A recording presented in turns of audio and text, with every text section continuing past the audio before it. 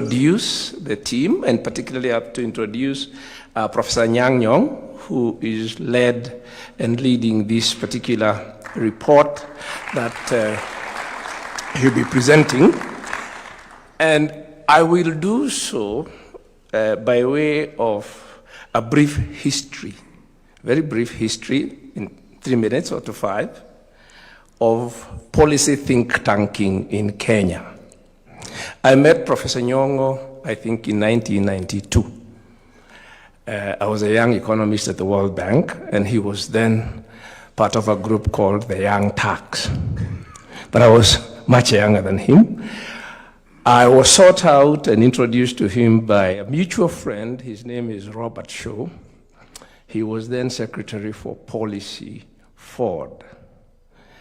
The purpose was to put together an idea, come from Professor Nyong'o, to prepare a policy compendium to help the opposition, which was then very new in Kenya, to be able to write manifestos. You can imagine, we hadn't had an opposition for maybe since a couple of years after independence, and the opposition was expected, or we expected the opposition to compete on basis of ideas. So Professor Nyong'o came up with this idea of putting together a compendium of policy ideas around which the opposition, a resource book, so to speak. It was called the Post-Election Action Program. I recall that by the time we were launching the PEEP, the opposition had kind of fragmented. We launched the report at Serena, and the only opposition leader who showed up was Jaramogi. So it kind of then got to be associated a bit with Ford Kenya. Anyway, PEEP gave birth to the Institute of Economic Affairs, which I had a little time before I went back to school, so I volunteered to help Professor set it up. So I spent the month of July, I think August, and a bit of September of 1993 setting up the IEA, of which Prof became chair. And then the IEA became the center of economic think tanking in the country, did many, many things. I think before I left, in those couple of months, we updated the PEEP in a report called Agenda Something. I then came back a bit later. It had run into headwinds. We found Betty Minor with the Prof and some friends. She took over, did a report called Our Problems, Our Solutions. Then a young man called Arthur Muliro showed up. He helped us to do a project which called the Kenya Scenarios Project in the late 90s, brought together a lot of people. He also started in the process, because IEA was conceived to support the political opposition, particularly in parliament. We then started a parliamentary strengthening program, which ultimately was adopted by parliament. And did a lot of things, advocated for strengthening parliamentary oversight of the budget, pushed through a law called the Fiscal Management Act, together with the late Olo Aringo and many other people.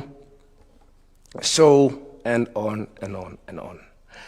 So I don't want to bore you with the politics of it, from Ford to Ford Kenya, to something called Mwangaza Trust, which we've traveled with Prof here, which, by the way, Prof, I still have the trust deed in my house, to SDP, and SDP is how we ended up in NAC, with Prof and a couple of other people, some politicians who are now in all types of political formations.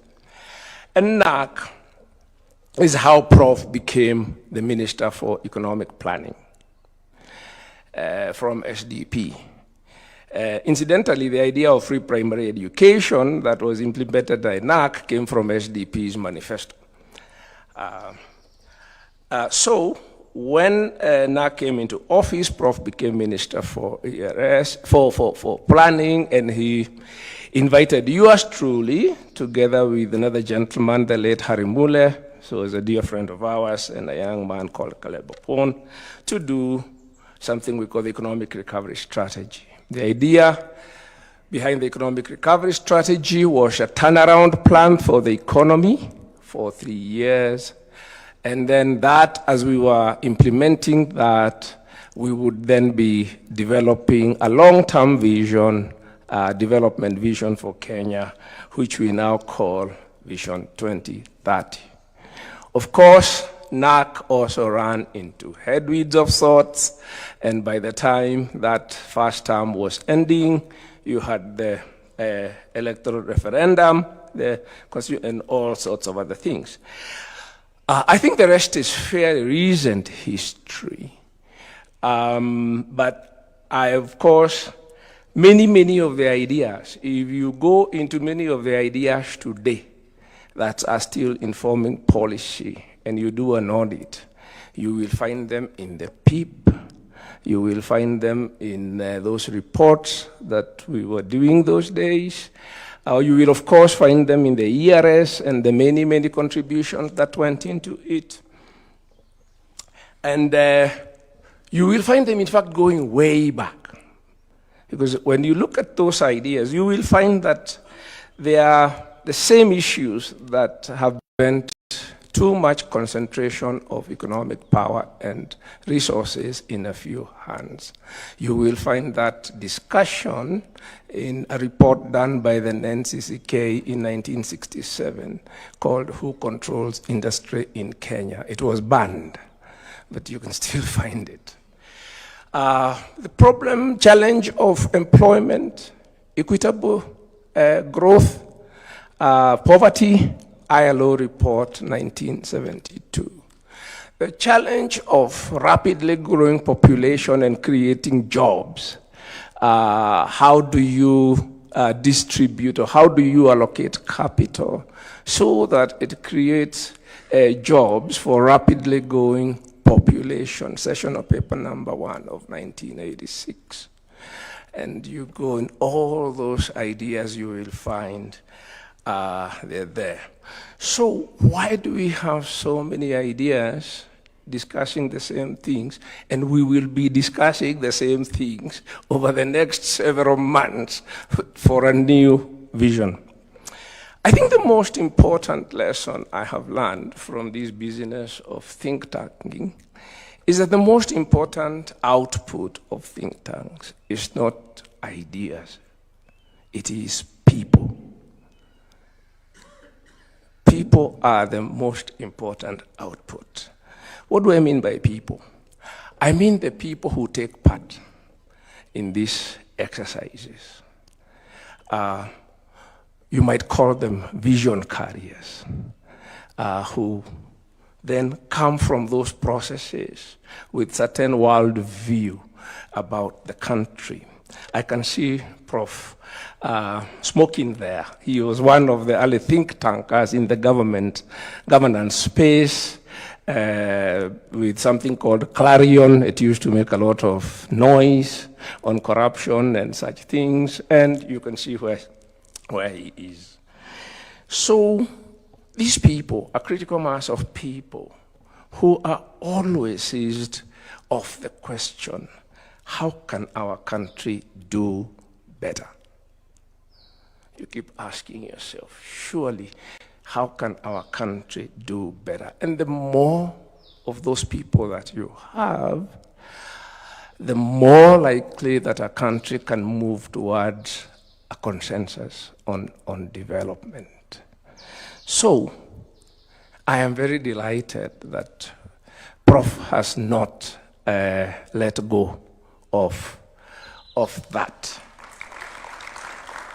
That even now, as he completes his term of governor, he is asking himself, how can our country do better? And he's asking himself, what do I do next?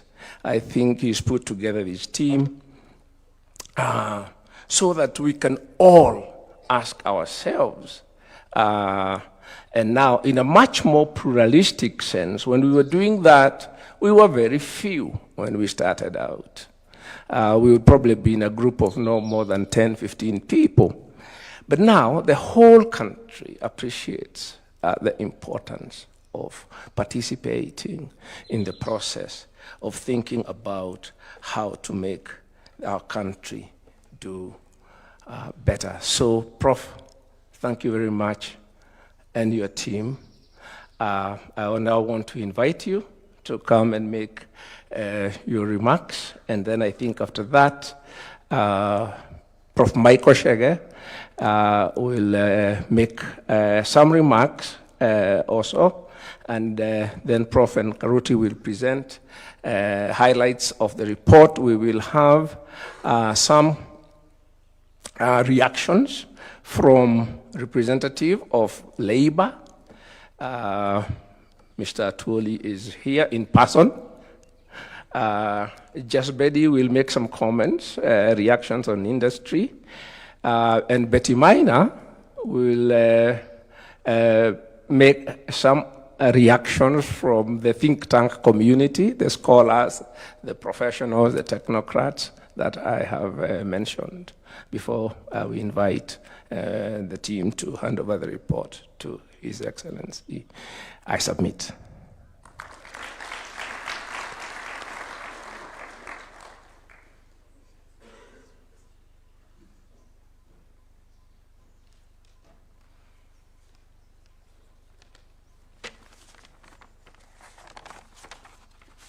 Your Excellency, Mr. President, ladies and gentlemen, and leaders in various sectors in our Republic. Let me first of all begin by introducing the team I've been working with. Can the team stand up wherever they are? They're rather scattered all over. Anyway.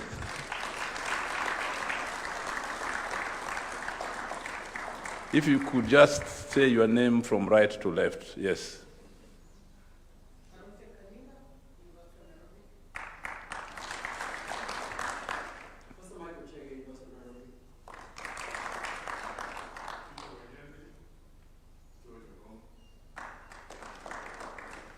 And? Very good, thank you very much.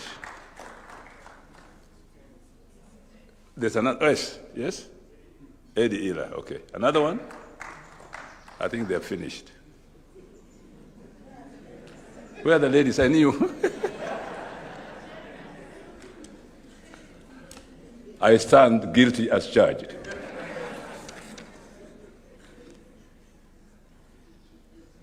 The Kenya Proposed Development Plan 2030 to 2060.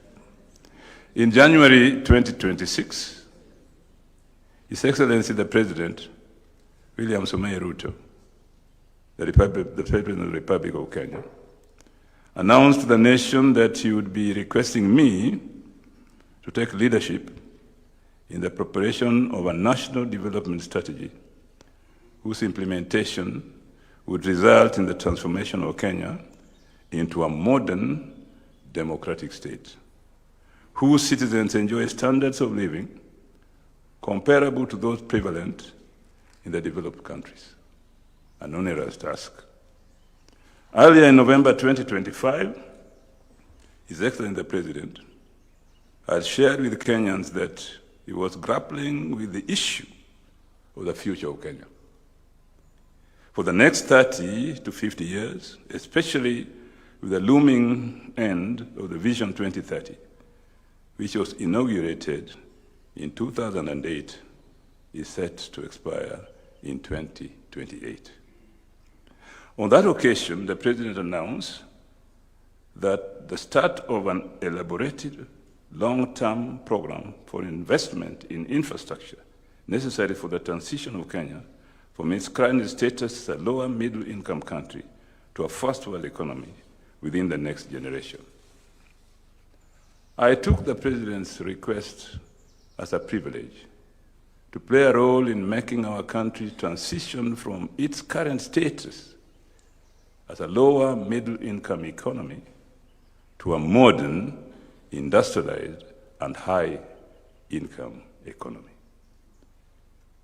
In embarking on this mission, I was concerned, as the President definitely is, and as every Kenyan should be, that Kenyans must now make a major transformational change that would eliminate the major handicaps identified at independence as follows: poverty, lack of adequate learning, and access to modern healthcare for all.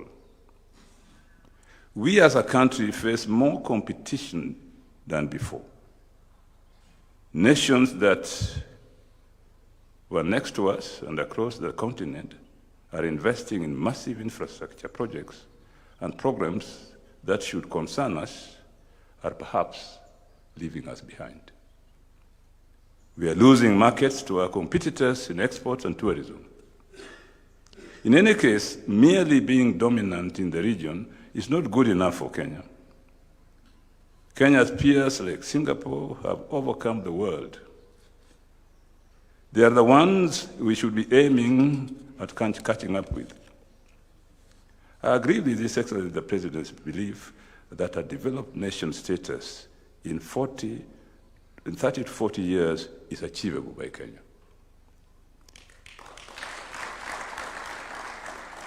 I believe it is possible for a Kenyan being born in the next few years to be the last of our citizens to live in what is called a third world or a developing country.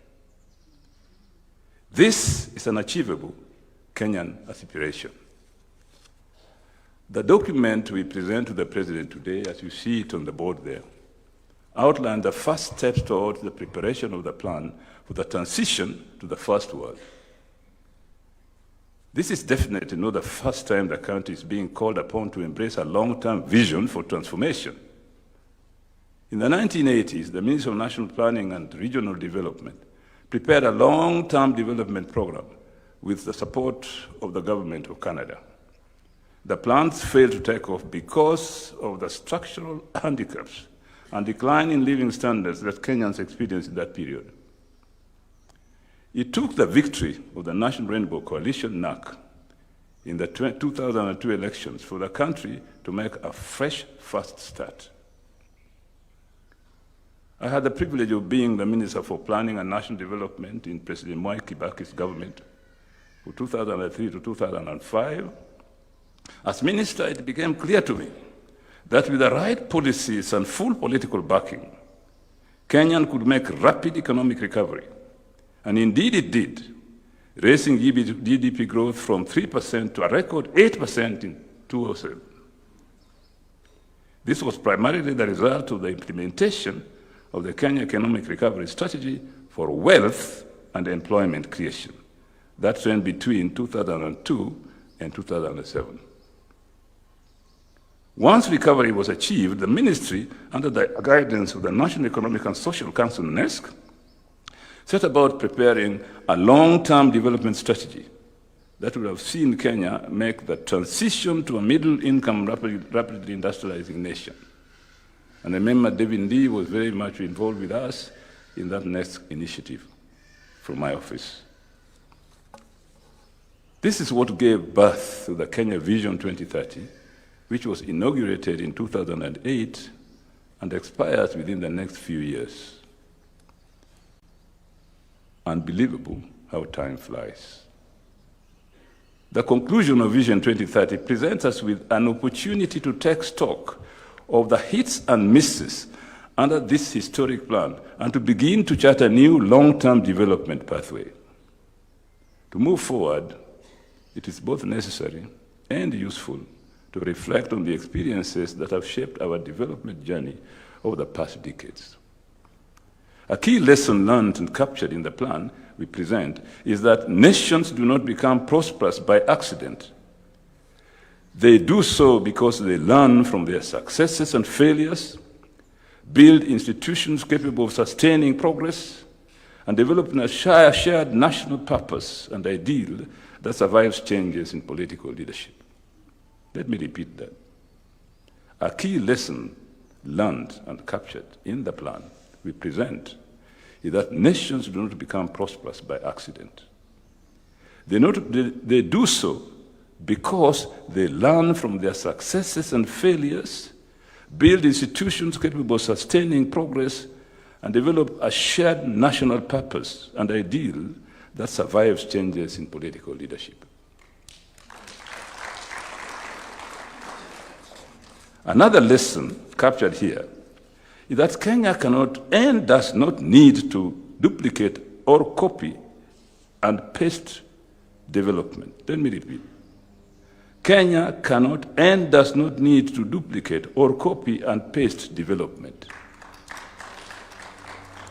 Kenya has to develop in her own fashion, taking cognizance of her unique characteristics, challenges, weaknesses, and strengths. And if we learned anything out of our recent prosperous years from 2002, it is that development requires national unity and social cohesion, political stability, effective government, in short, a strong state, and national pride and confidence. People with no pride or confidence in their country cannot be expected to develop it. We emphasize in this report that development is not just about economics. Kenya was doing very well in terms of GDP when the violence erupted after the 2007 elections. It turned out that despite economic growth, Kenyans were concerned about inclusion and exclusion in the economy. They were concerned about poverty and inequality along income, regional, and gender lines. The youth were frustrated by the absence of comprehensive strategies to tackle widespread unemployment, poverty, and historical economic imbalances that disproportionately affected the younger generation. Economic growth appeared to enhance rather than diminish regional imbalances and became a source of tension and weakness in national development. We emphasize that to develop sustainably, we must build a nation that is united and has a sense of common and shared destiny, an ethnically integrated nation that is fair in its dealings with citizens, a nation with strong moral and ethical values, one that is democratic, liberal, tolerant, caring, equitable, and progressive. We must be intentional about establishing a scientific government that believes in pursuit of innovation and is forward-looking. We must not only consume technology, but we must also be a contributor to the scientific and technological advancement, not only of our country, but also of the human race as a whole. We must grow not only economically, but also politically, socially, culturally, and quite importantly, psychologically. A defeatist attitude that we are too poor, too divided, too small, or too young to develop can be a major hindrance to our takeoff as a nation. Worse still is the belief that it cannot be done. At all times, we must have faith and confidence in ourselves. Like Mwalimu Julius Nyerere once said, "It can be done. Play your part." I'm sure you remember the song. Mwalimu kasema, "It can be done. Play your part." A network of strong and efficient public institutions with a life that transcends the nature, the tenor of political parties in power is of absolute necessity. A network of strong and efficient public institutions with a life that transcends the tenor of political parties in power is of absolute necessity. Furthermore, our country needs a planning agency that coordinates the vast array of the infrastructural projects and that pursues reforms in the productive sectors that will make use of the infrastructure. And indeed, infrastructure is I would say, the key aspect or the backbone of development. The agency will also oversee adherence to physical planning and social and economic activities that will improve the quality of life in a way that ordinary citizens can truly appreciate. It is worth repeating that such an agency will be aided in its work by the National Economic and Social Council, NESC. The constant evaluation of the implementation of the key goals, measuring of results and change in strategy as necessary must be a constant preoccupation of this policy and strategy unit. This aspiration is ambitious, but I have no doubt that it is achievable. Many countries like the People's Republic of China that are today regarded as developed were within living memory poor agrarian societies like Kenya. It is known that about 60 years ago, Singapore dispatched a delegation to Kenya to learn from our development experience. Then they went back and overtook us. South Korea, Singapore, Taiwan, Malaysia, and more recently China and Vietnam transformed themselves through deliberate policy choices, capable institutions, and political commitment to transformation over several decades. Perhaps the single most important lesson to be learned from our planning experience since 1963 is the need for sustained political support for the overall national development vision, regardless of political party and across the electoral cycles. This support must be transformed into a nationally shared passion that citizens can be proud of and identified with. We must agree to make the difficult choices in resource allocation that will enable our country to realize the ambitious programs. We must be deliberate in investing in industrialization, higher productivity in agriculture, and mass employment in quality service sector jobs. I repeat, quality service sector jobs. There's some jobs in service sector which are not quality. I won't mention them, but there they are. To make that transition, we must institutionalize and honor the fundamentals that have served every successful newly industrialized country. That is, a politically stable state with an efficient civil service, the rule of law, zero tolerance for indiscipline in social life, macroeconomic stability, and a sustainable public debt.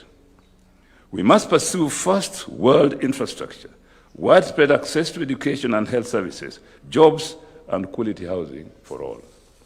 Your Excellency, ladies and gentlemen, such commitments cannot lead to concrete and positive outcome without leaders in whom people believe and who, in turn, sustain confidence through performance. The UN population predicts that Kenya will have a majority urban population from the year 2050. The proposed plan must take that into account as a central feature of its objective. From the layout of infrastructure to the provision of education, housing, and health services, the long-term plan will be guided by the overarching reality of an imminent majority urban population in 3 decades. Finally, national takeoff needs a committed, relentless, and unapologetic champion. South Korea had Park Chung-hee. Malaysia had Dr. Mahathir Mohamad. And Singapore had Lee Kuan Yew. It is time for Kenya to have our own. Thank you very much. And before I call Professor Chega to come forward, Mike, where are you? You are here. Okay, come. So Mike, let me also introduce others. I wonder whether I did introduce them. The team. Can you stand up again? You are scattered all over. Just stand up and come over. My team, please, don't be shy. They are here. I don't know why they're sitting there. They're all here. Come, please. So that people see you.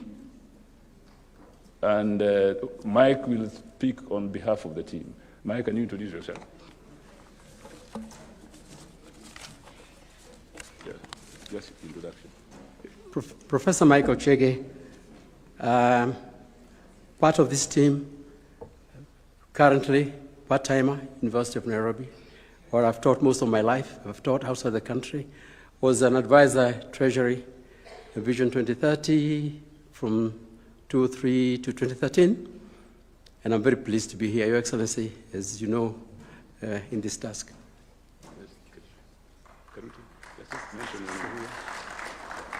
Karute Kanyinga, professor at the University of Nairobi Institute for Development Studies, where I specialize in governance and development. Thank you. George Okongo, an economist who's worked with Professor Nyong'o for many years on most of these things. I'm Dennis Onyango. I work for a lot of people in the country, but right now I work for Professor Nyong'o on this project. Thank you. My name is Peter Wanyande. I've taught at the University of Nairobi in the Department of Political Science and Public Administration for over 30 years. Done a lot of work on development. Currently, with Professor Nyong'o in this team, I also work for an organization called the Shalom Center for Conflict Resolution here in Nairobi. Thank you. My name is Eddie Ila. I work in the office of the governor. Okay, Mike, go ahead.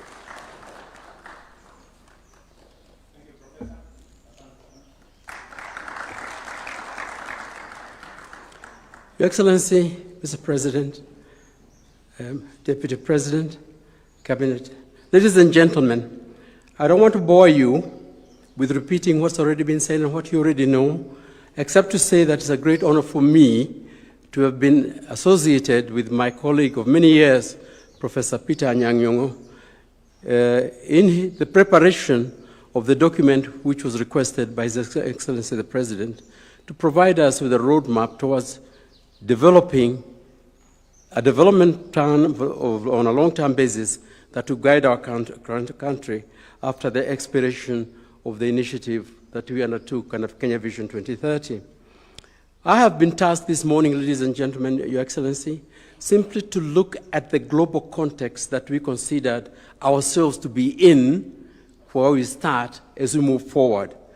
It is not anything new to any of you to remark that the global framework of multilateralism, the architecture by which states play with one another that was established after 1946 and Second World War, is breaking down. And it is breaking down in a way that we observe from day to day. I was talking to the PS, Foreign Affairs, who was sitting next to me, that yesterday Britain got the seventh Prime Minister in 10 years. They've never seen an instability of that kind before. And they don't know how to get rid of it because the parties that were important after the war are also breaking apart. In our particular case, the UN, even the Bretton Woods institutions, the architecture of trade that was established at the WTO, all these are being brought into question. There are new players which have come into play. The Emirates, the powers in the Gulf, medium powers like Israel, and as well as Turkey, Egypt, etc. All these are major players in both development and as well politics of the region. And we cannot move ahead without considering the important role of China, who is today the leading provider of development assistance, the bilateral donor in the world, with terms very different from those which we have played with before, as well as new players, again in the Gulf, but also in Europe and other parts of the world, and not to forget the BRICS. That is the global framework under which this plan that we are proposing is going to be developed. Your Excellency, Mr. President, you've heard this before from us, that in fact, looking at the statistics of the fastest developing countries in the world, it is possible to fulfill the mission of bringing Kenya forward from where we are into an industrialized modern country within one generation. It's been done before and it can be done. The Industrial Revolution, Mr. President, took 70, 80 years in the United Kingdom, the first country to industrialize. That period has been being compressed over as we move to the present. We must take lessons into our planning and internalize in our country. It took the US a shorter period, 70 years, Germany, France, Japan, 40 years, 30 years for South Korea and China. The period is becoming, and the knowledge is there about the drill that allows you to move that way. Why is it that it has been difficult for us to continue a path of rapid growth and industrialization and rapid change with high income for all our citizens when we have seen examples of this, including phases, as Professor Nyong'o said, in our own country before? We have taken lessons from these countries and from our own neighbors and from our own experience, Mr. President, in the preparation of this document, and we back the evidence from the facts that it is indeed possible to do that. The People's Republic of China is now it's gone down in history as the fastest growing country in the history of the world for its number of people.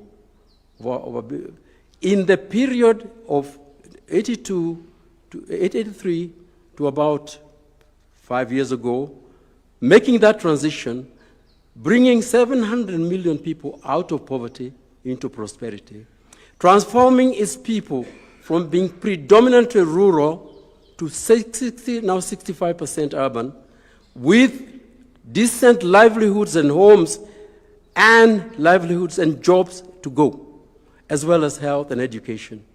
Just when we ourselves have been watching these developments take place, there are lessons and important lessons to learn from this country as well as industrialization. Mr. President, Professor Nyong'o has just mentioned again the importance of spatial planning. Our country, looking at projections of growth rates in population, will be 50% plus urban in 2050. Just 25 years from now, Kenyans are coming into urban areas whether we like it or not. And our Constitution gives us the right to live wherever you wish in the Republic. The young people want to come to urban areas, 4% annual growth rate of urban. By 2050, 48%, 50% of our population will be urban. We must plan spatial place in urban areas in a way that will accommodate not just in housing, but also in source of livelihood. And that is something that we are taking into account. Mr. President, we looked, as I'm sharing, in the global framework under which this plan will be brought into fruition. And we look at global trading. Again, we must think of it outside the framework and outside the box that we have been brought into in the past. Mr. President, you were saying the other day to this group that we have access to the market of the People's Republic of China, 1.5 billion people, duty-free, quota-free. What is stopping us from exploiting it? Mr. President, we have already got a trade partnership agreement concluded with the European Union. Quota-free, duty-free, and with provisions for products which are familiar with us. Why should a country like Vietnam be getting a greater share of that market compared to us? These are the questions we asked. And they are questions that Kenyans need to ask, and Kenyans are very, very fast moving in taking opportunities. We believe that we are going to find a solution to this problem, Mr. President. Let me also say that the new trade partnership agreement with the United States also answers to these questions. We should move ahead with it. Whatever happens to AGOA or not, Kenyans' access to these markets will be important. Mr. President, all these factors that we've brought into account that ought to be considered in the long-term plan are important because our country is predominantly young. We have young people who are very well educated and who are asking for quality jobs. A combination of investment, domestic investment, foreign that's happening in the region that Kenyans fail to notice. First of all is the bad news, because we're quite comfortable here. Kenyans tend to be quite comfortable with their perch and forget that just right next door in Sudan is one of the largest humanitarian tragedies happening anywhere in the world right now. Yep. I see very few of my friends who are Kenyans. I can preach to students because they are captive to my audience, but I cannot reach a bigger population than that. That Khartoum was just a shell, a complete rubble after what happened in 2019, 2030, and it still is. And it's not very far from here, ladies and gentlemen. And you know, we don't know what will happen in the rest, north, a little bit of the east. I don't want to mention too many countries because they are all here. They are parts of ours. We live in a part of the world which is very, very unstable. On the other hand, there's competition, which also we need to worry about. Because competition is good, it makes you think harder.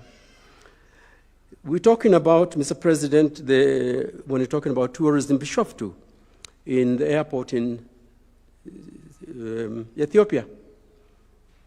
They are out, they are moved ahead, they are on the stock, the contractor is in place.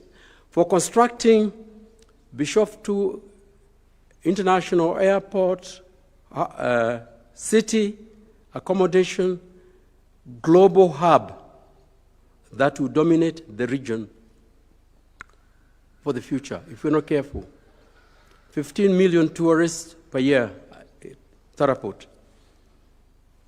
Center of Boeing assembly as well as services.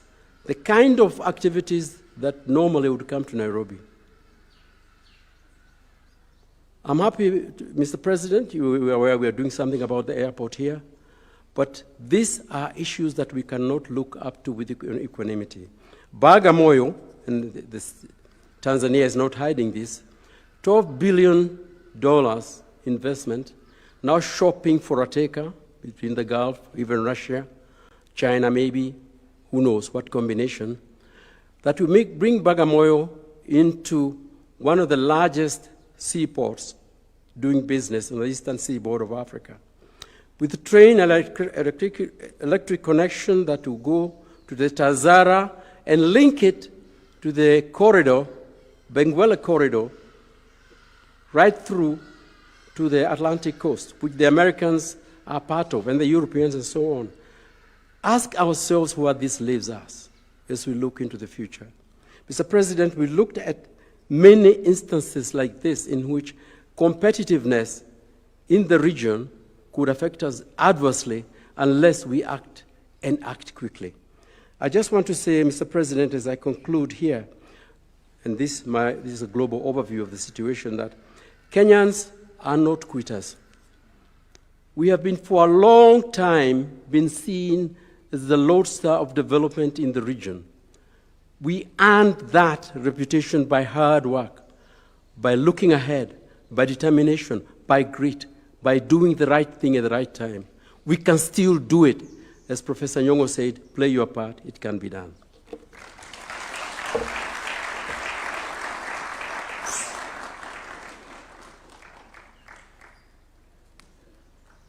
Another round of applause for Professor Michael Chege.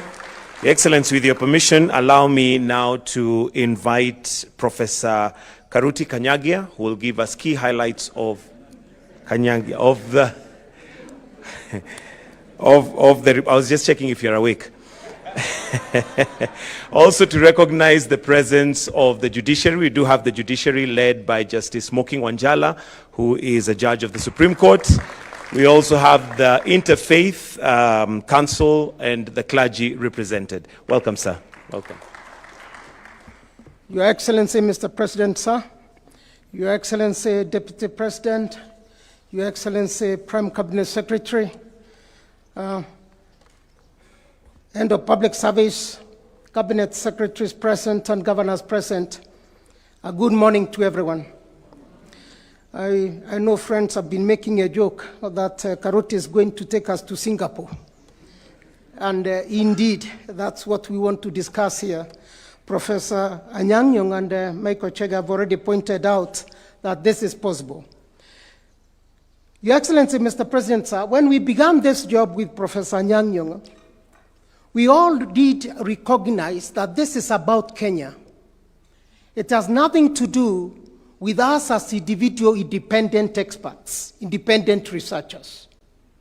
We said this is a commitment we want to make, to commit our resources, to commit our intellectual ideas into producing a document that can help guide the country in developing this roadmap.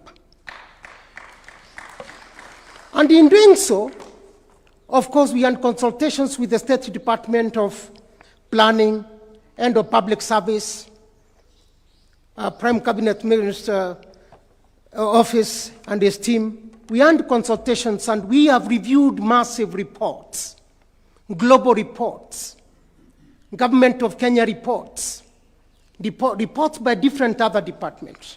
And that is our role as academics and as researchers. So this guideline that we are producing here, and for my apology that we couldn't produce a PowerPoint because of the people at the back, and some of them don't eat enough carrots anyway. Your Excellency, we thought the best thing to do is to start with by looking at Vision 2030.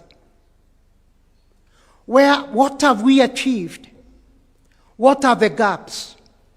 And we realized that actually when you pay attention to Vision 2030, a lot of ground has been covered. We are not where we were in the 1990s. Infrastructure has expanded. Education and health expansion is something that we can see everywhere. And of course, Kenya is leading in terms of digital revolution. There's no one in the world today studying or teaching finance inclusion in any university who does not cite Kenya and M-Pesa. And if you are writing on finance inclusion for your PhD and you don't cite that, a good examiner should fail you. But there are, of course, things that we have not achieved under Vision 2030. We are not where we were supposed to be in terms of having a middle income country, an industrialized country, Mr. President, sir. Poverty and inequality remain a big challenge. And we, of course, we did not achieve a double-digit growth. David can tell us the reasons for that, but I won't allow him that time. A major challenge, of course, and we are very honest in this, public sector reforms that initiated the undertaking and implementation of Vision 2030 are a pale image of what they were before. I am afraid that when we review what is happening across the continent, everybody says we borrowed performance contracting from Kenya. But when you talk to Kenya's public servants and when you do research in Kenya, a lot is going now. Many published documents now say Kenyans are ticking boxes. Performance contract is no longer taken seriously. It's about ticking boxes. And we conclude that to move Kenya forward, we must pay attention to public sector reforms. If we don't do that, then this journey is not going to take off in a good way. The other thing that we find is integrity and behavior, ethical behavior among Kenyans. That leaves again, requires something that we need to internalize so that we can have Kenyans who are committed to values of integrity and honesty and doing the right things even when no one is watching you, because that is called honesty. Your Excellency, you asked Professor Anyang' Nyong'o to do one thing, to answer one question. How do we transform Kenya into the first world nation within the life of a generation? And when you asked him that, he assembled us and said, I've been asked a very difficult question here. Karute, Chege, and Wanyande, how do we answer it? Then we said, let's begin. And what we have done then is actually to think that you are right. This question is worth paying attention to. Because from 1963, when you look at Kenya, we start very well, do the right things, but relapse. Stop, go, stop becomes a characteristic of Kenya's nation. When you look at Southeast Asia, as Professor Nyanga said, almost everyone was coming to look at what is happening in Kenya and saying, this is what we want to do.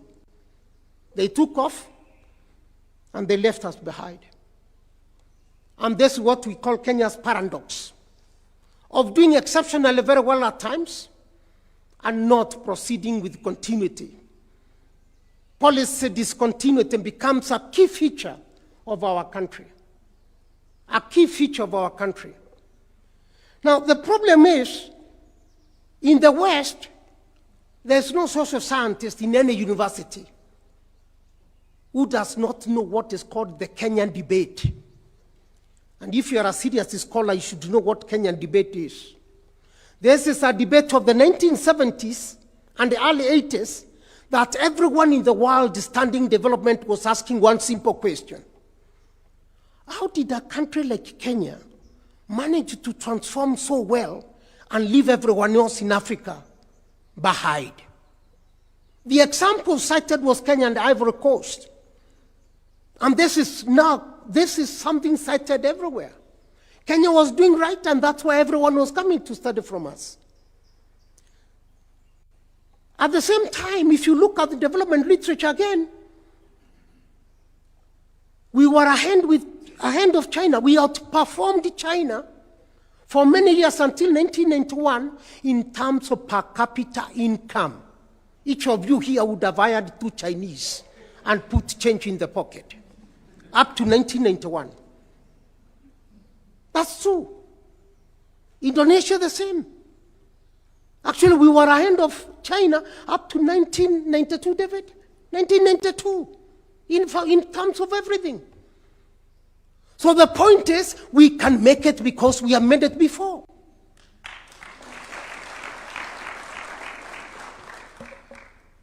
But why is it that we have not made it? Your Excellency, Prime Cabinet Secretary, my friend. There are several reasons we have identified as independent scholars again. And forgive me because some of these realities may be harsh.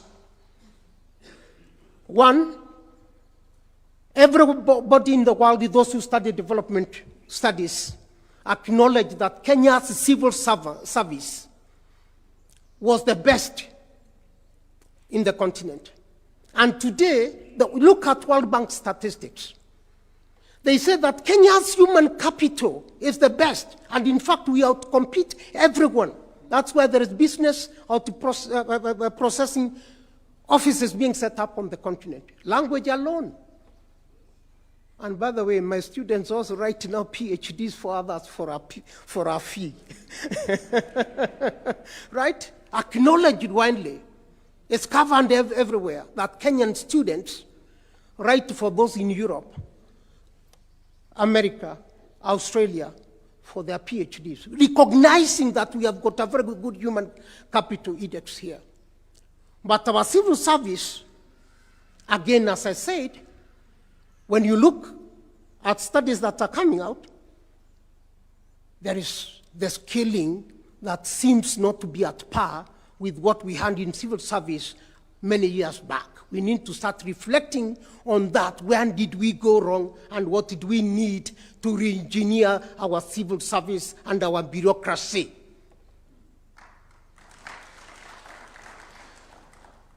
At the same time, there's lack of policy consistency. We seem to have every election stop some policies, start again.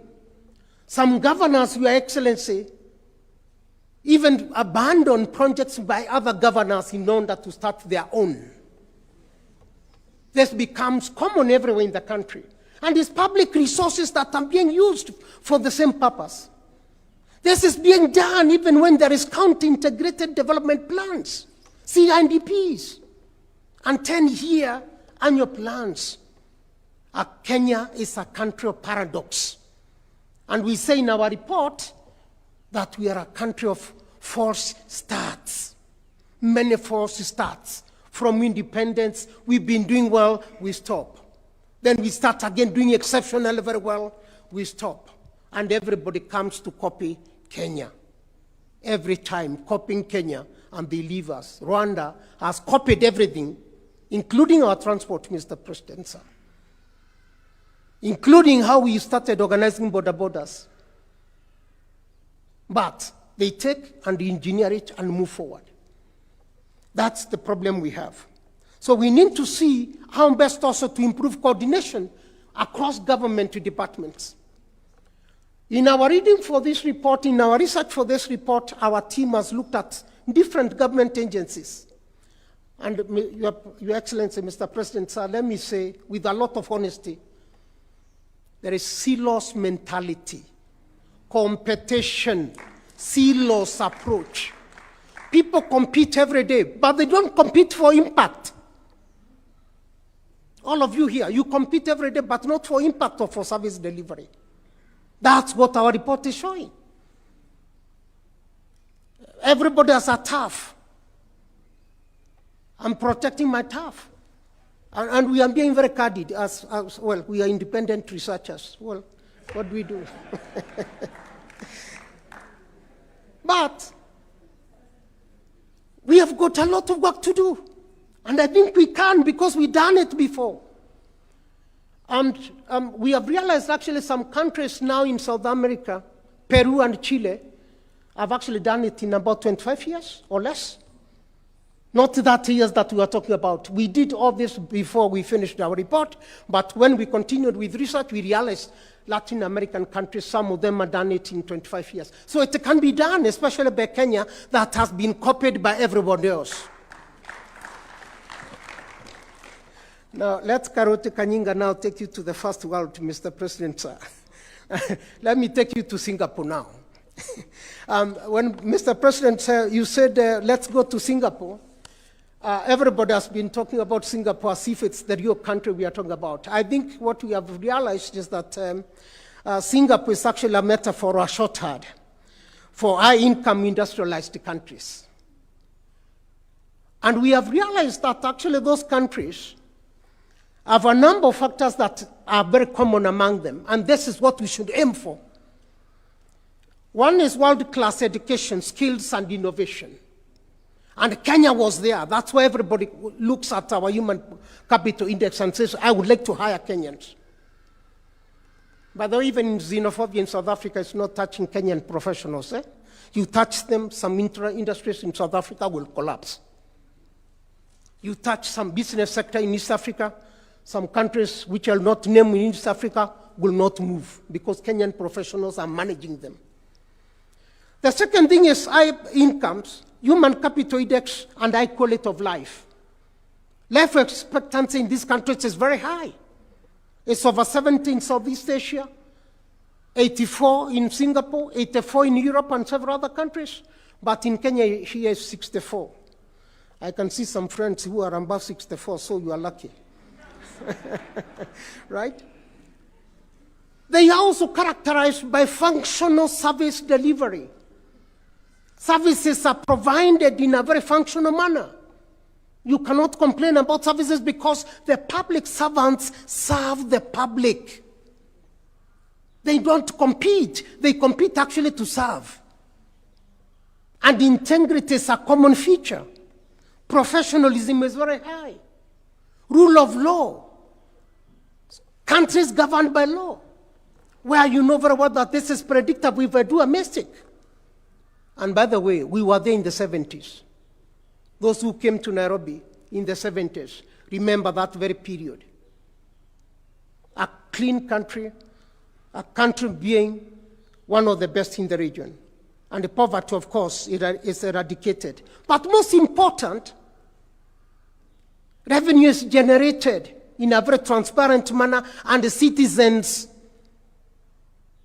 do not fail to pay taxes because they know that if they do so, their services will not be provided.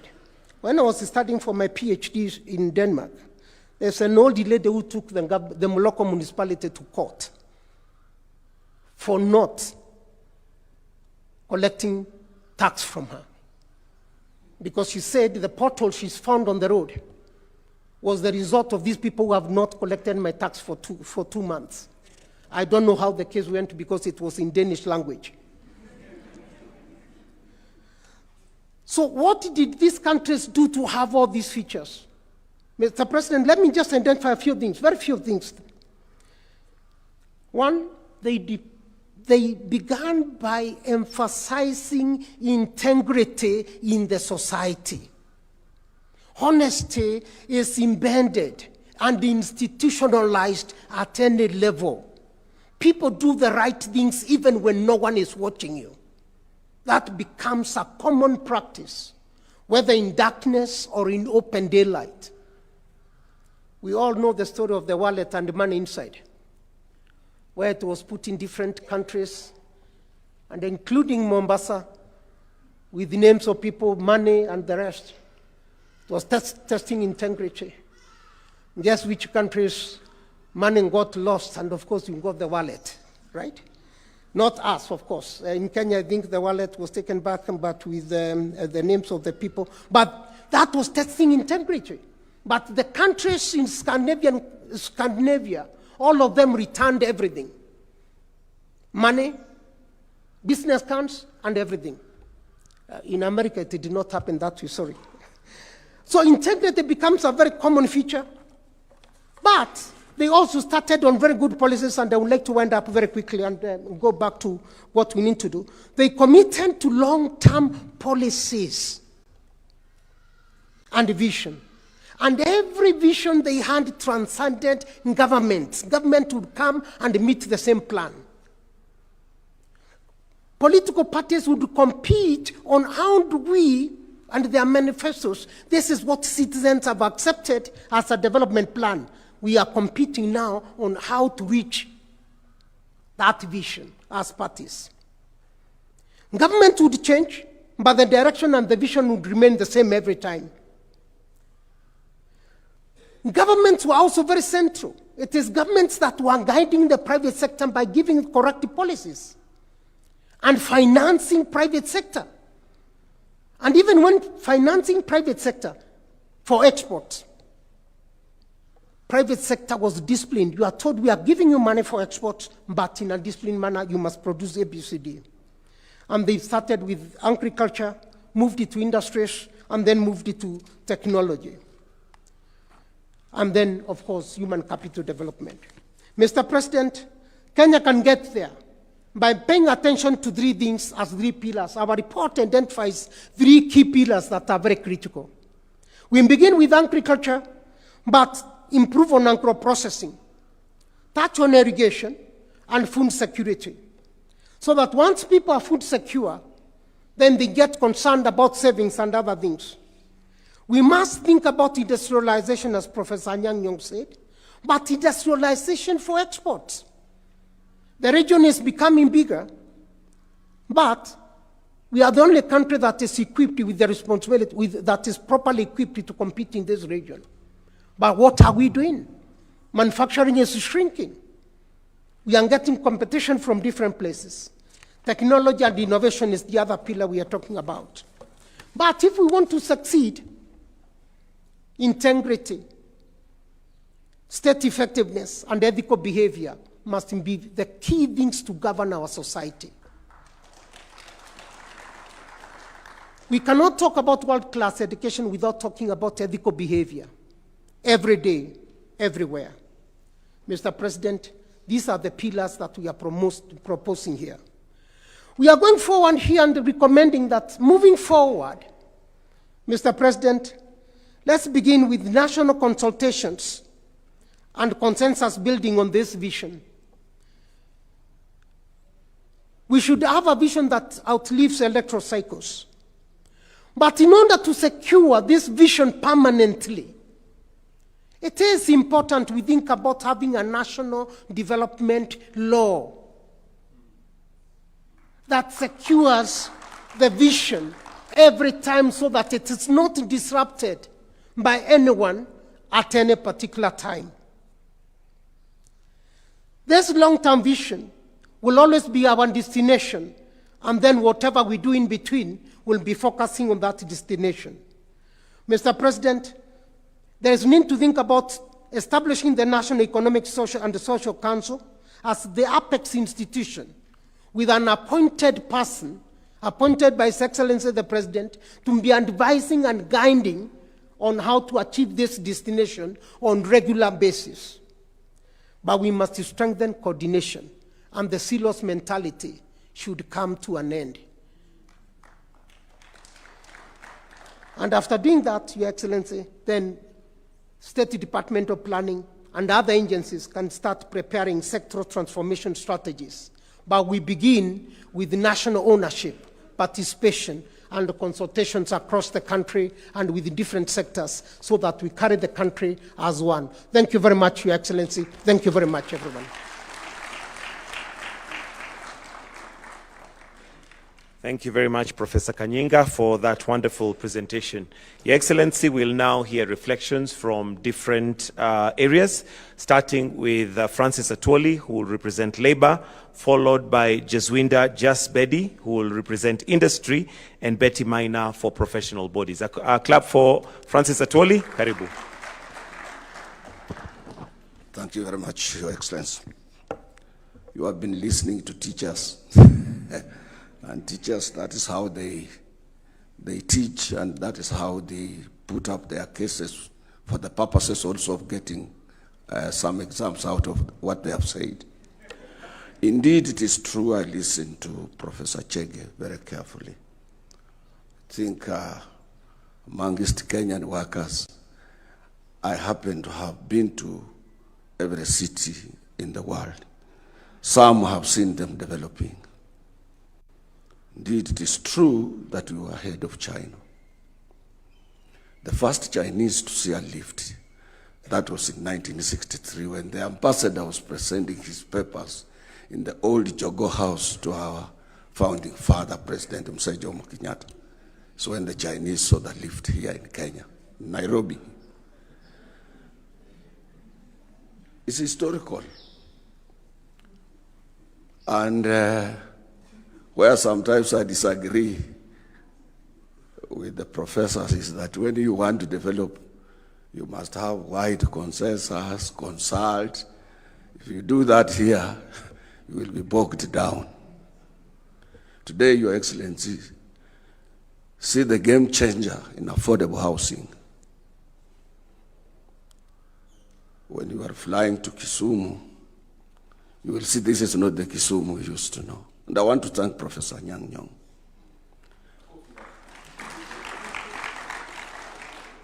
He's also a good example in management of that particular city.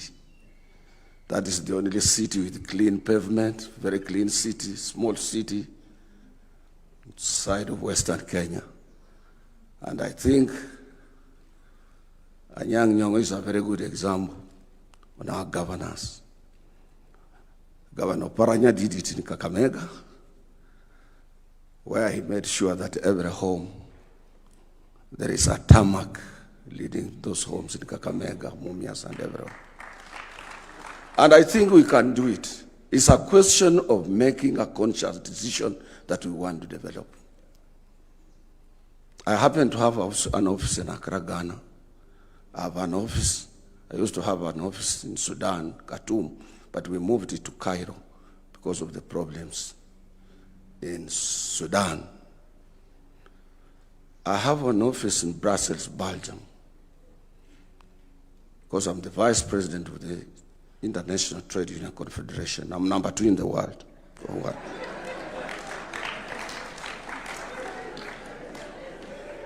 I have an office in New Delhi because I coordinate Asia and Africa at international level in the world of work. I have 2 offices in Geneva. because I'm the president of Global Industrial Oversight on issues related to industrial relations. China, Asia started like a joke. That was Japan. They moved to South Korea. South Korea gotten its independence in 1957 together with Ghana. See where South Korea is and where Ghana is. And sometimes, Your Excellency, people have opposed to this. But there must be something wrong, and I want the researchers to carry it out by themselves. Maybe the DNA associated with us on this continent is a DNA pegged to poverty. Because an African would like to, if you say no, I would ask you, Professor, to show me your own personal monthly budget. An African operates without a budget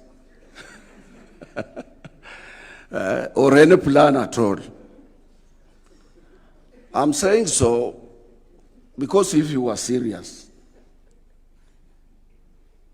we have our seat. Let us start with ourselves. Do you know Kenya in this region is a satellite of economic activities in this region?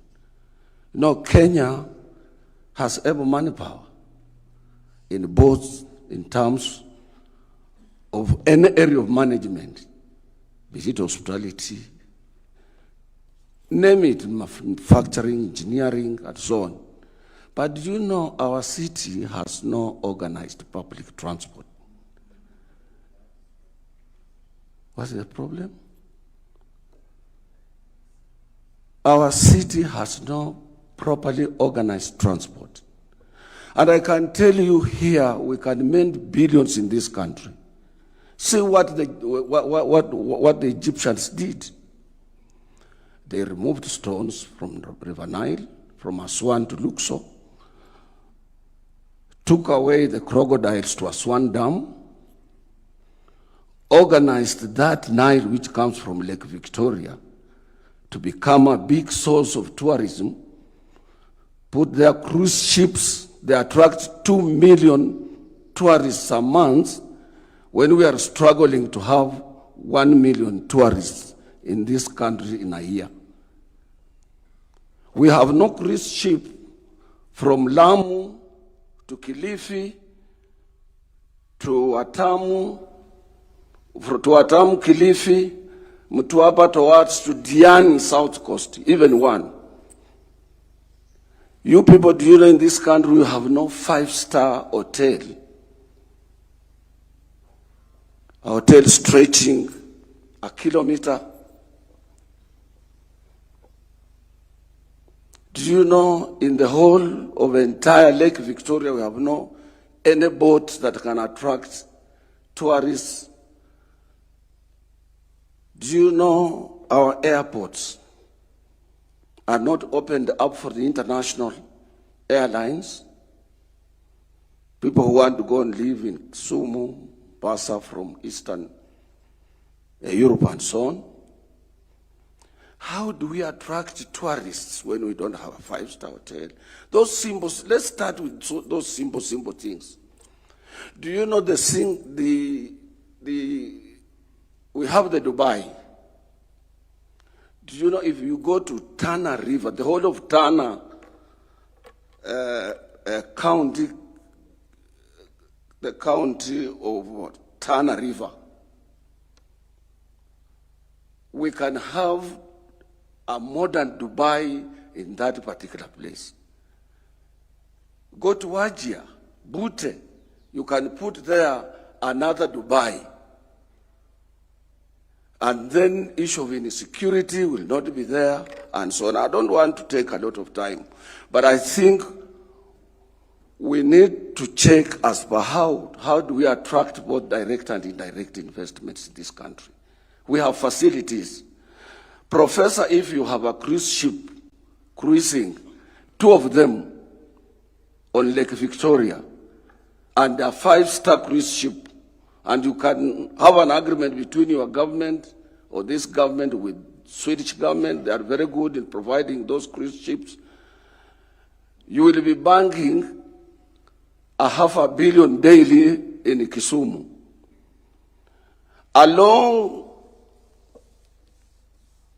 Lake Victoria, around there where people are just staying, people having small farms and so on, we have no a 5-star hotel in those particular places. So what I'm trying to say in another way is that let us attract people who can be able to invest in hotels industry, in hospitality industry, expand our businesses, attract both direct and direct investment, particularly in manufacturing for the purposes of export. And that is where I support Professor Chege's proposals on those areas of making sure that we are directly involved in an area that can be able to make us what we are.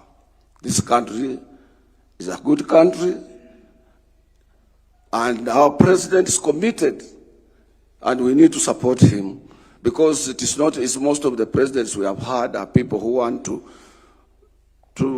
put up whatever they want to do. They consider whether they will be re-elected or whether they will not be re-elected. That is not with the current president. The president is committed to making sure that this country forges ahead without whether he will be re-elected, whether he will not be elected, and so on. So I want you people to use this opportunity and to have our Chamber of Commerce supported to make sure that it joins other chambers of commerce and see what they are doing there, invite those people who would like to invest in this country to come and invest in Kenya and create wealth for our people. But that paper to make this country be a first nation is a wonderful paper if it is really put into practice and implemented as it is being proposed for us now. Next time when we have such a gathering, I think we should be reporting on where we want to go and where we are coming from. We have taken a lot of time in this country politicking. We have taken a lot of, and I don't want to go and sit down there before I remind you people that those people who are willing to develop, let them be given support. I have seen what our brothers from Somali community have done in South Sea, in Eastleigh. This has changed the face of that particular place. And this is because of honesty and integrity that they practice amongst themselves. So, Mr. President, I would urge you to continue supporting particularly this area that is clear to us that if we are committed to develop this country, we can be able to commit to develop this country, expand our opportunities, and create more employment for our young men and women. Let me end there by saying we must support the proposals that have come out of this important paper prepared by Professor Anyang' Nyong'o for this country. But let us start by making sure that those small things that we are lacking are done. I did some years back suggest to the Minister for Transport. At that particular time, we had a young man called Kitungo as PS in transport as PS. I told him, if we want to make Kenya bigger, let's move out of Jomo Kenyatta Airport and have a bigger space where we can have a modern airport and build a better airport in a place that we have a proper space than the current Jomo Kenyatta Airport. Because if you look, those countries that have developed, they have a bigger airport that can accommodate more space and attract more airlines than what we are having currently right now. So, Your Excellency, the President, I urge us to continue having this subject, knowing very well that we have not so far done very well as expected. I want to end there by thanking Professor Anyang' Nyong'o's team and ask them to continue making sure that we move forward. Thank you, Your Excellency. Just Bedi, on behalf of the industry. Let's welcome him with a warm clap, please. Karibu.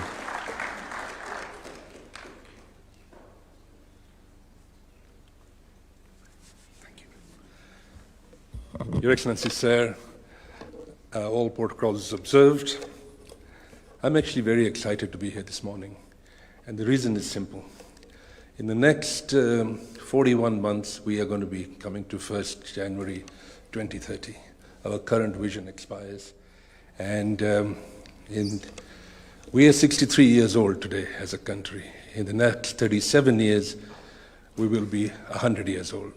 And I'm so happy that we are all sitting here together, the entire country, that what can we do differently? What should we be as a country when we are 100 years old? And that conversation has begun today. We all know that the African Union has a 2063 agenda. That actually coincides with our 100 years of being independent state, the Republic of Kenya. And we also know by 2050, 1 in 4 people on planet Earth will be African. This is the world's biggest population, 25% of the world. And the maiden age being 19. That itself is a huge opportunity. We are the youngest continent in the world. Countries like Japan by then are going to lose 40 million people. Currently, Japan's population is 120 million. Your Excellency, we were together in Japan. And in 2050, there'll be only 80 million Japanese left in that country.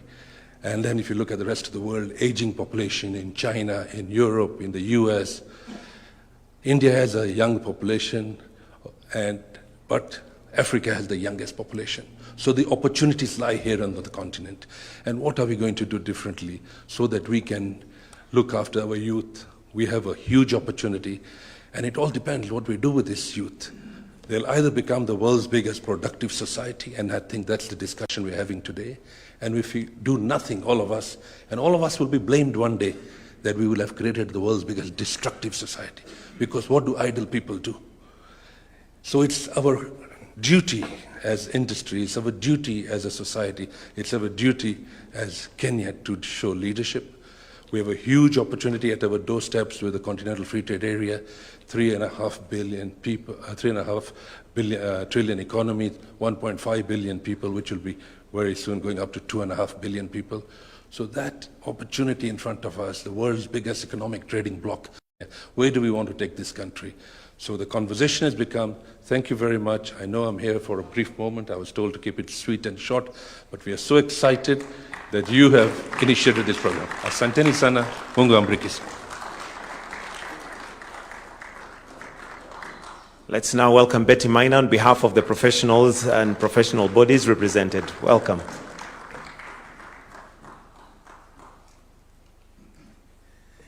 Thank you very much, Your Excellency, the President, for this opportunity, Your Excellency, the Deputy President, the Prime Cabinet Secretary, my old board member, Professor Anyang' Nyong'o. I know we still call him Anyang' Nyong', but I'm sure he likes to emphasize that his name is Anyang' Nyong'o. It's a beautiful thing to be sitting here and amongst all of you. My name, Betty Maina.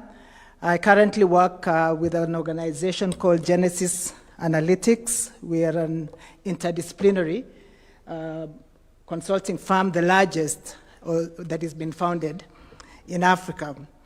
But as David told the story of policy think tanking in Kenya, I was part and parcel of that journey from the Institute of Economic Affairs, which I took over from Wachira after David, and from my time within the Kenya Association of Manufacturers. So we've been part of this conversation together, and one of the things that is important as we think about how we will transform our country from where it is to a high-income, high-industrialized country, Singapore. It will require participation of many actors. I was privileged from the role that I played, from where I was within the IEA and the Kenyan Association of Manufacturers, to be part of that conversation. And I saw the results, and I still see the results. And we confirm, like Professor Kanyinga has said, we've actually accomplished a lot that we intended to do under the Vision 2030. I know critics, sometimes if you spend so much time on social media and you get people who know just one line and say nothing has been done, it isn't true. So I hope as we get to 2030 that we'll actually have an honest accounting and give that report. But having done quite a bit with regard to, in the context of the Vision 2030, we also recognize, and the researchers speaking today have clearly demonstrated there are some things that we haven't done as well. So, Your Excellency, as we now look at whether it's Kenya at 100 or another 30 years or whatever time frame we shall adopt going forward, I think one of the things we must learn is that we must do the things that we didn't do as well. And one of the things that we really want to emphasize, and because we have experienced it, both, as a child growing up in this country, and also ending up my public service as a CS, is one, if there's anything that we take out of this conversation today, it must be a commitment to rebuild a capable public service, a capable public sector. The public sector that we experience as children, it wasn't actually the public sector that I served with or found. And when I mean capable public sector, it is in the quality of our public servants.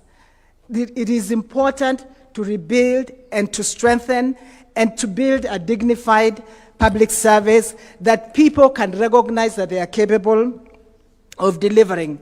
Because the responsibility of midwifing a national vision like this, which we must own, must also be demonstrated and delivered by a capable public service.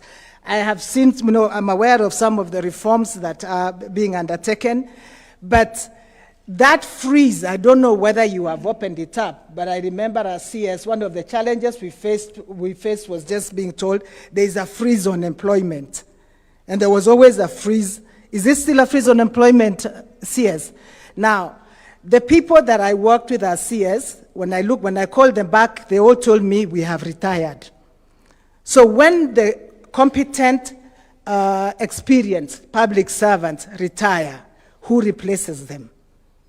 And if we are not hiring, who will deliver this vision? It's not going to come by abracadabra. So if there's anything we challenge ourselves, it really is in building a competent public sector. Secondly, and I'd like to, it's been emphasized, and I don't know how we shall deliver it, but we need an institution. I know we've given examples of the Emirates, we've given an example of Singapore, we've given an example of Malaysia, China, all those. Those are countries that safeguarded the delivery of the vision over several political circles. Now, what are we going to do to answer that question? Vision 2030 was overseen by the National Economic and Social Council. We don't have a similar body. But even if it was a NESC, is it a NESC for 5 years, for 3 years, for 14 years, or 15 years? What sort of architecture do you propose? I know you mentioned it, Professor, but I think that's going to be one of the most critical institutions to ensure that we can safeguard the delivery of this vision. But thirdly, I think we need to also focus on ourselves and our own, character as Kenyans. Professor Kanyenga called it integrity.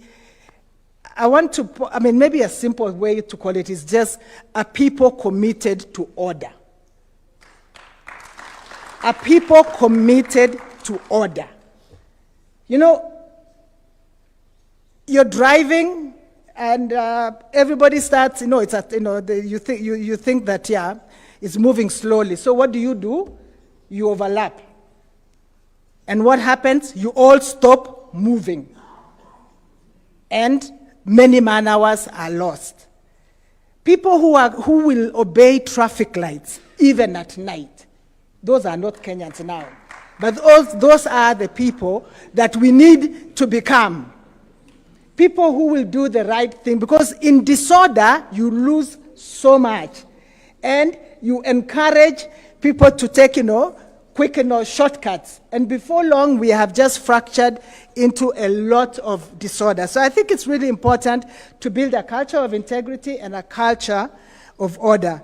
But above everything else, because we have already told ourselves we've been here before, I hope we can go with the conviction that this is not a far journey. This is actually going back to our days of excellence.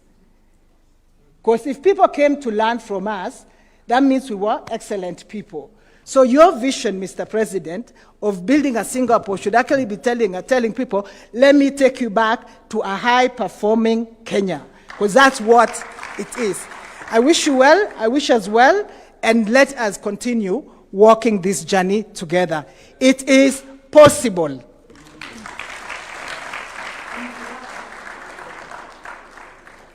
Thank you, Madam Betty Maina. And what she's saying is, yes, we can.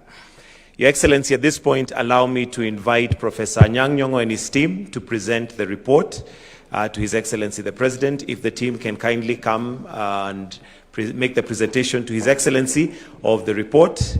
And we'll have two photo opportunities. The first one with His Excellency the President. And after that, I'll invite His Excellency the Deputy President, together with the Prime Cabinet Secretary, to then receive the report also.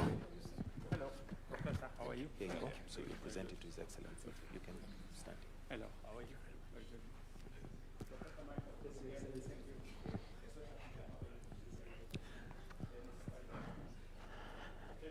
If we can just move this way slightly, Your Excellency, to be in the middle, right there. Some team members to come this side for the photo.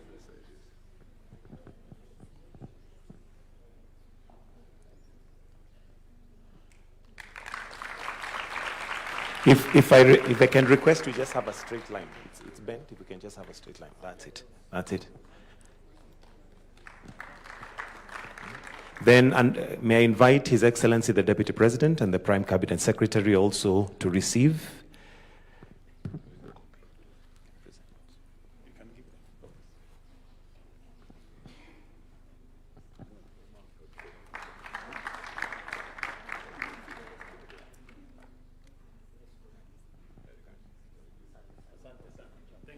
All right, thank you. Give them a round of applause. Your Excellency, with your permission, if I may now invite the Prime Cabinet Secretary, who will in turn invite His Excellency the Deputy President and His Excellency the President. A clap for the Prime Cabinet Secretary as he comes to address us. Your Excellency the President of the Republic of Kenya, Honorable William Samoei Ruto, Your Excellency the Deputy President, Professor Nyong'o and your team, governors, my colleagues in the public space. Your Excellency, let me start by saying hongera to the team. Professor Nyong'o and your team for packaging these very critical thoughts that will guide Kenya going forward. Now, Your Excellency, I came across somebody who was saying kwaheri to us, one of the diplomats from the European Union. And he said that there's a phrase that most people don't like hearing, especially if they are young. So I asked him, what is that phrase? And he said, you remember the phrase, just be patient. Just be patient.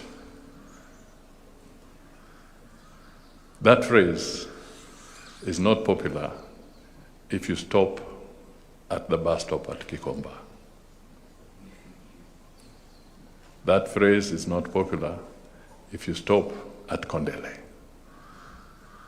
That phrase is not going to be popular if you're at Kongowea. And that phrase will not be popular if you're at Muliro Gardens. There is a sense of impatience. Can we smell that coffee?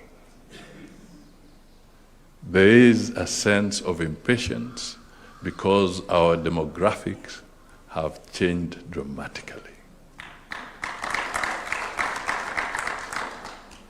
So, we must then convert that impatience into a catalyst. It must become the driving force. Mr. President, I don't know if you are patient. I don't know. But to achieve what we are talking about, you're talking of 25 years. Others were patient for 40 years. There's the biblical one, 40 years and so forth. So, my takeaway is this, that let us understand there's a lot of impatience, and therefore we must adjust to address that. Otherwise, it will consume our society. The second issue that I would just want to take away is that we all must be aligned. We must move together. If you're a fan of Liverpool Football Club, you must never walk alone. We must walk together to make sure that we carry everybody. We must reduce the lead time in the policy formulation to the point of implementation. Our legislature has got to play a very pivotal role in helping anchor these good policies into law. Time is of essence. Finally, Your Excellency, it takes courage and determination. What you are pushing through today, and I've chosen that word deliberately, pushing through, because Wakenya ni wagumu. The affordable housing agenda, rehabilitating the river in Nairobi, pushing to have the development that goes in. If we don't have a way of managing even the framework of public participation, and Parliament, I'm coming back to you to help us. There's a law pending.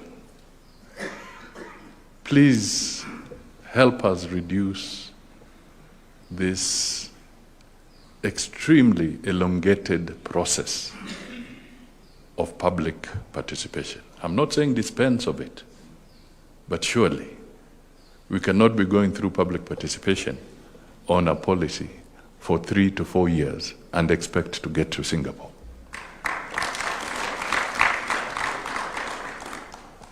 We will need to work together.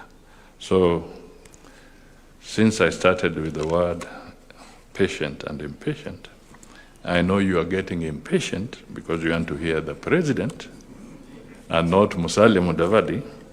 So, Mr. Deputy President, the fire must be fire.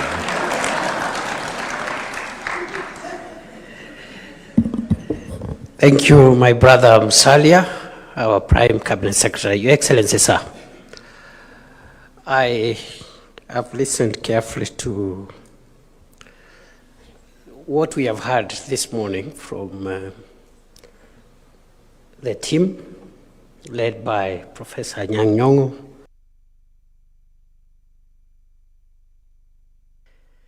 And looking and listening to all the distinguished, esteemed academics who have spoken here,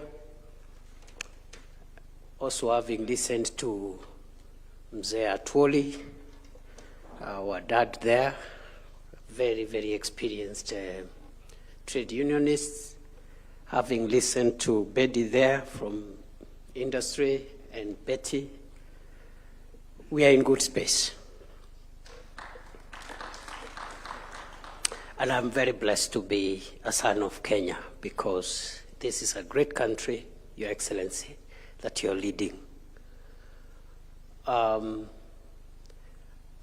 think we are fairly clear on the things we need to do based on a glimpse at this report into the future.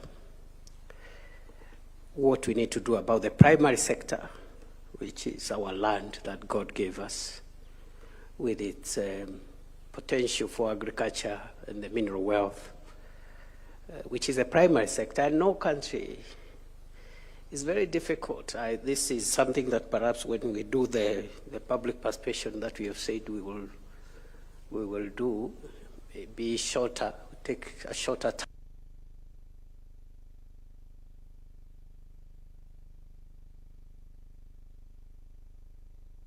Developed nations, many have developed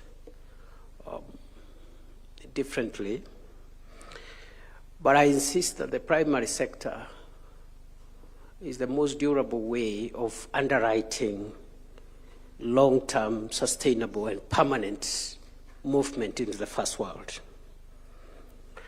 I say so because there is emerging thinking that the service sector and other things that have emerged in the last few decades could also underwrite long-term movement into the first world. I don't think so, because of the possibilities of disruption of those sectors that could set us back again.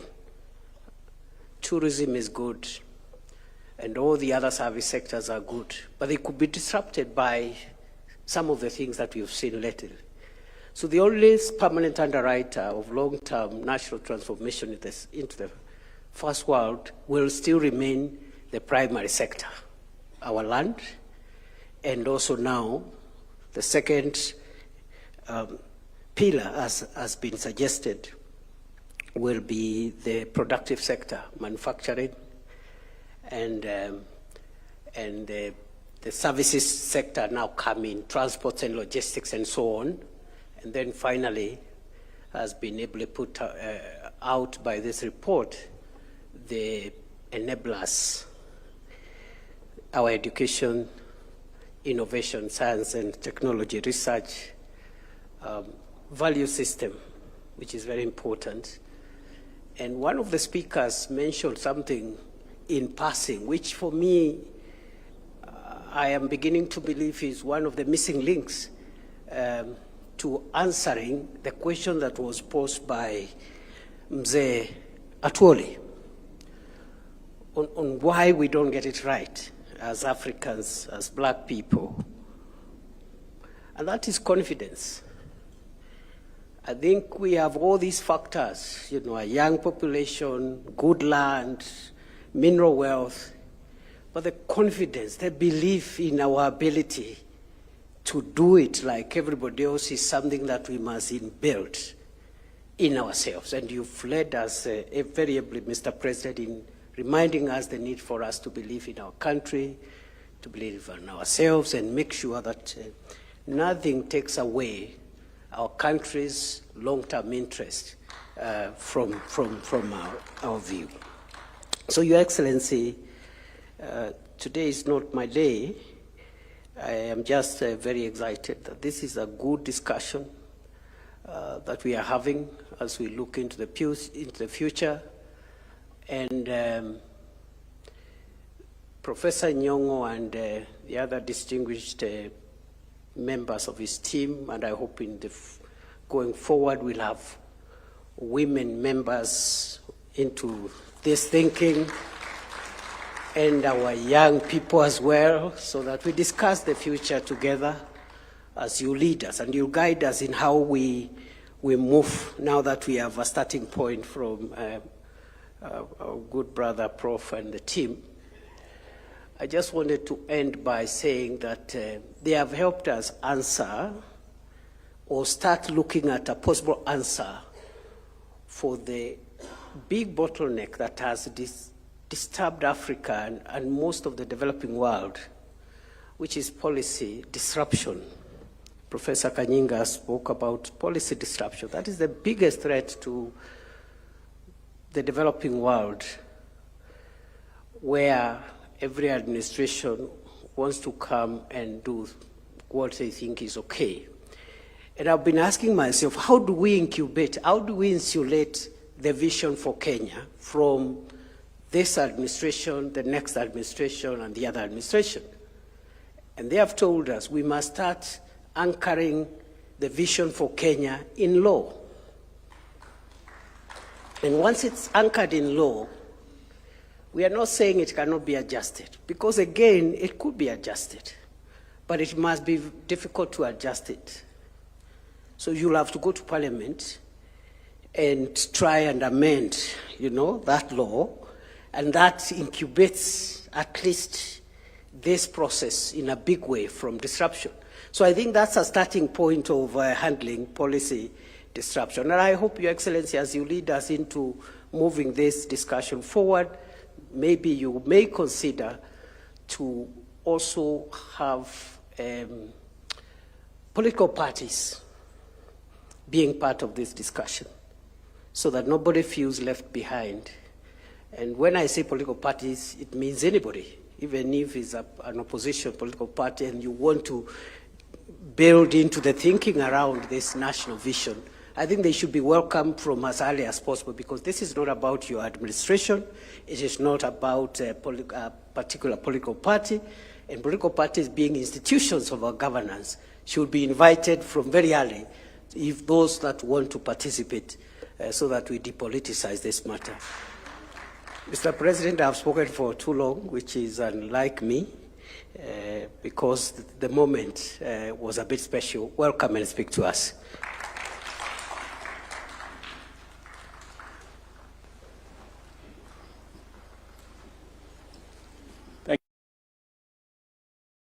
Asante sana.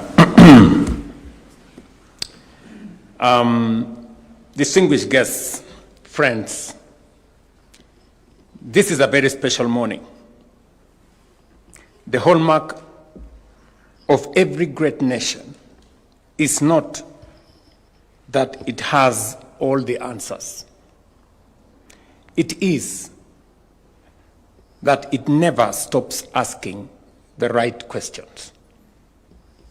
Such nations possess the confidence to examine themselves honestly, the wisdom to learn from experience, and the courage to continually renew themselves for the future. They understand that national transformation is never a destination to be reached. Rather, it is a continuous process of reflection, adaptation, and reinvention.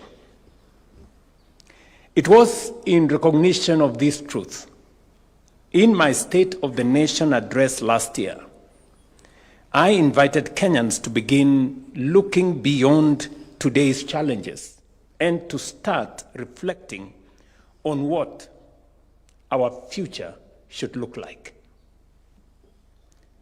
As part of that national reflection, I informed the nation of my extensive consultation with current and former national leaders, including my predecessor, President Uhuru Kenyatta, and the late Right Honorable Raila Odinga.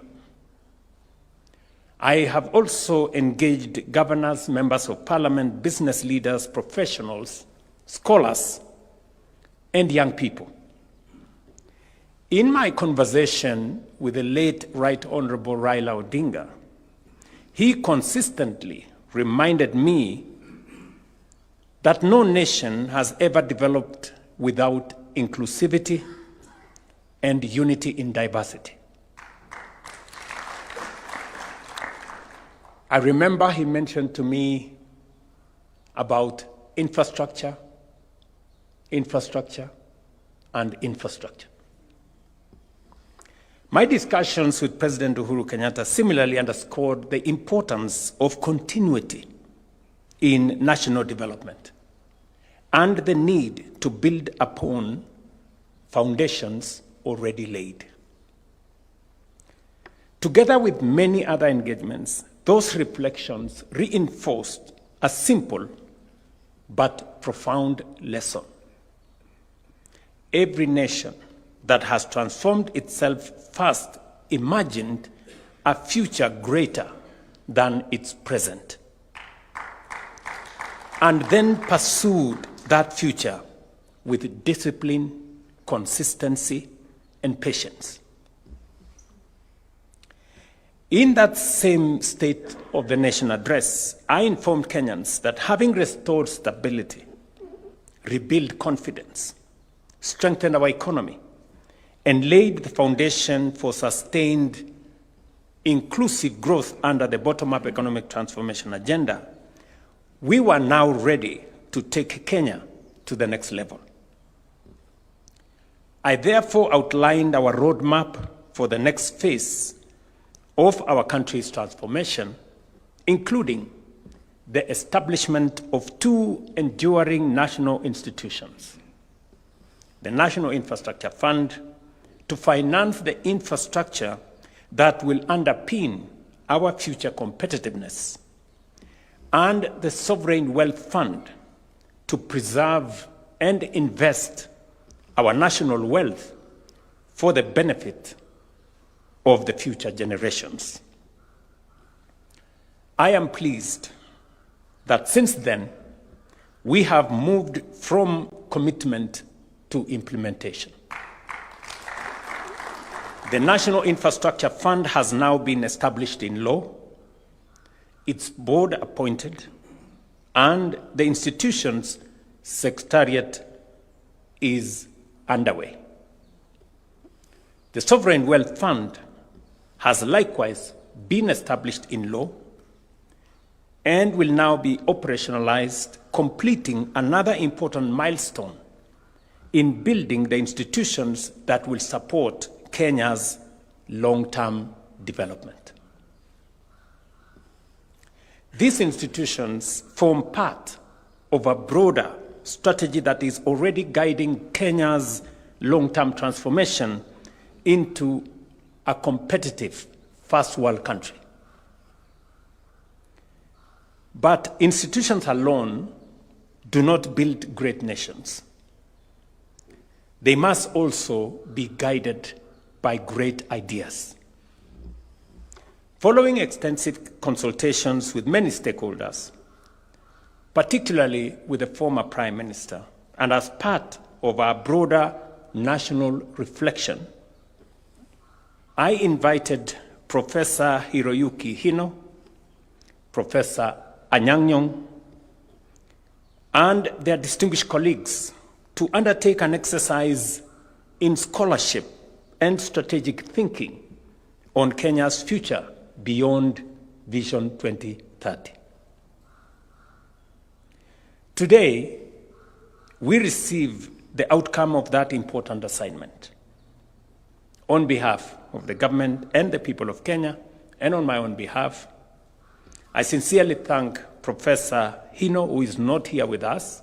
He was meant to be here, but due to flight complications, he was not able to come.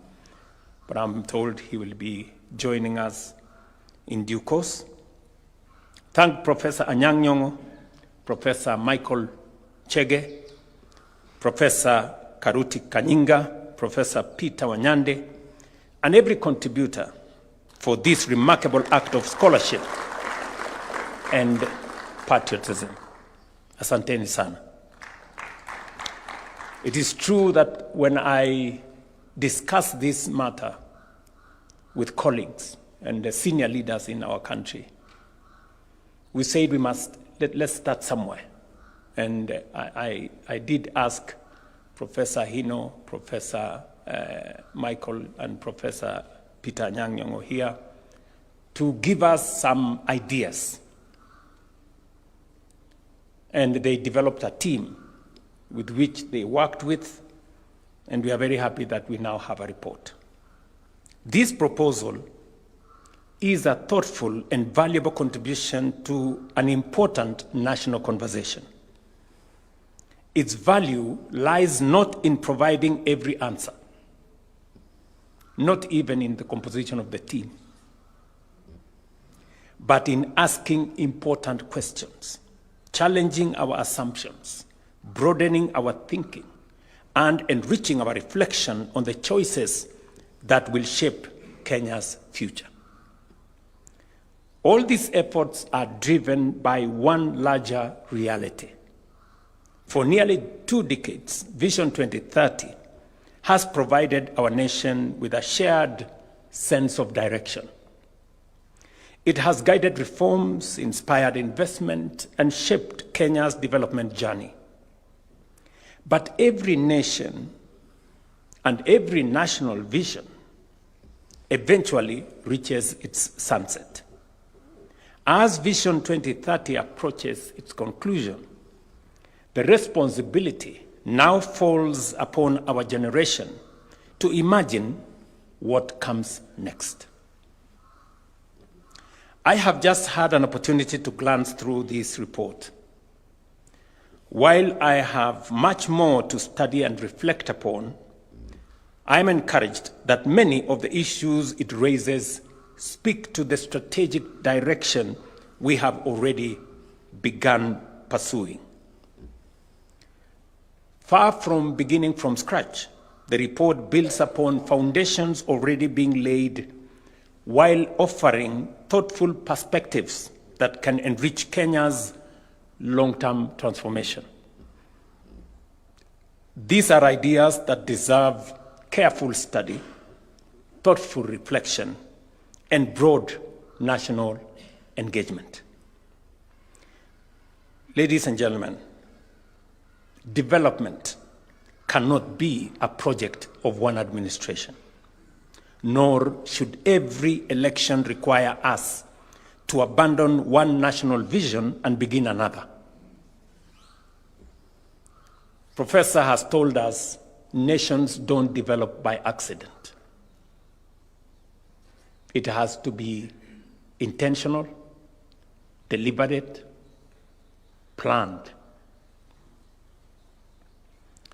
Nations that achieve lasting prosperity succeed because they sustain a common purpose across decades, even as administrations change.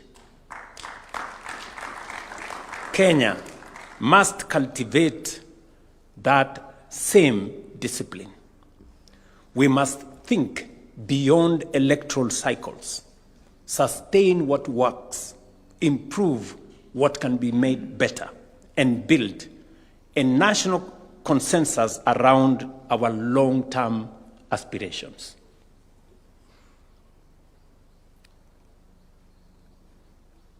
I have said that we have done so much to get our country's economy on the rails.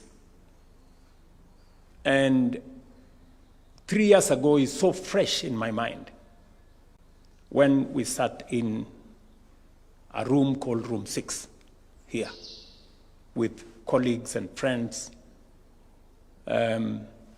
including David and my Council of Advisors.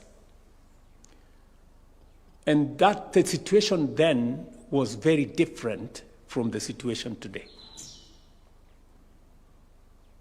In that room, 3.5 years ago, we were grappling with a $2 billion debt that was threatening to torpedo our country. Today here, we're discussing the National Infrastructure Fund, which has $2.7 billion cash, not debt.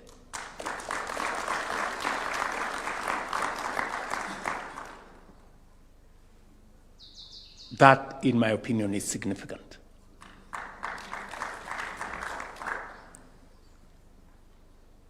Also, when I had a conversation with my predecessor, and he talked to me about continuity,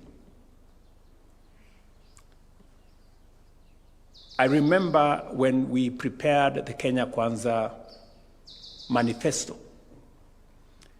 and I am very proud about the manifesto that we wrote. Sometimes I ask myself how we managed to write such a manifesto. And I want to thank my predecessor, President Uhuru Kenyatta. He gave me leave of absence for like 2 years.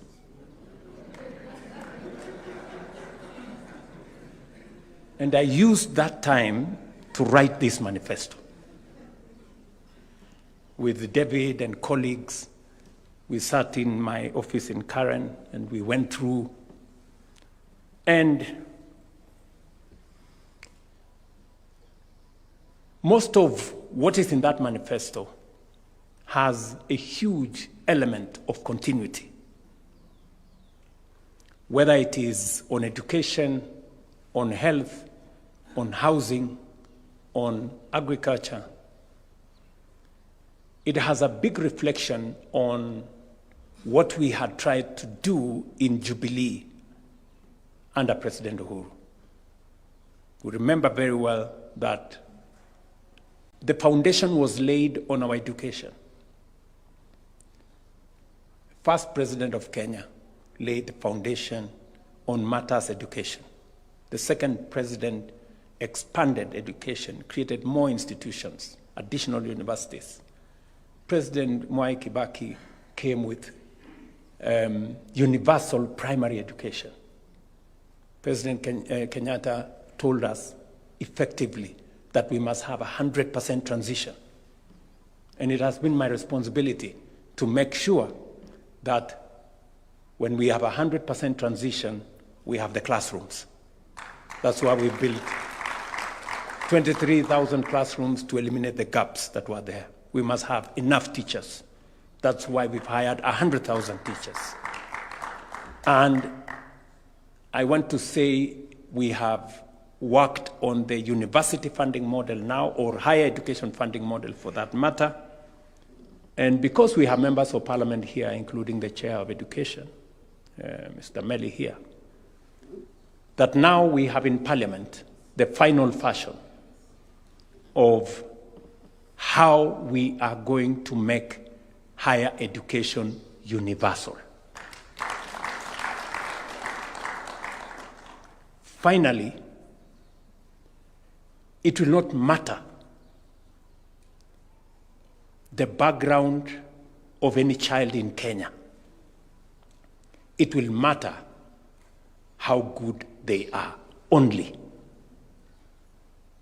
And going into the future, I know we have been trying to grapple with how do we fund our higher education in colleges, in our Kenya medical training centers, and in our universities. We tried the differentiated model. I think the vice chancellors here know it didn't work because it made most of our universities almost close down. Because while we promised 80% funding, we went down to 40%, and most universities suffered. We have worked on what we thought was equity, where we said parents will contribute a small portion, we will give a portion of loan, we will give a portion of scholarship. That creates equity, but it's not good enough. Now we are moving to universal under the amendments we have taken to Parliament. So going forward, any university, any student, so long as they have passed their exam and they have been placed in a college or a university, each one of them will get full funding for their higher education. It will be the choice of parents if they want to pay.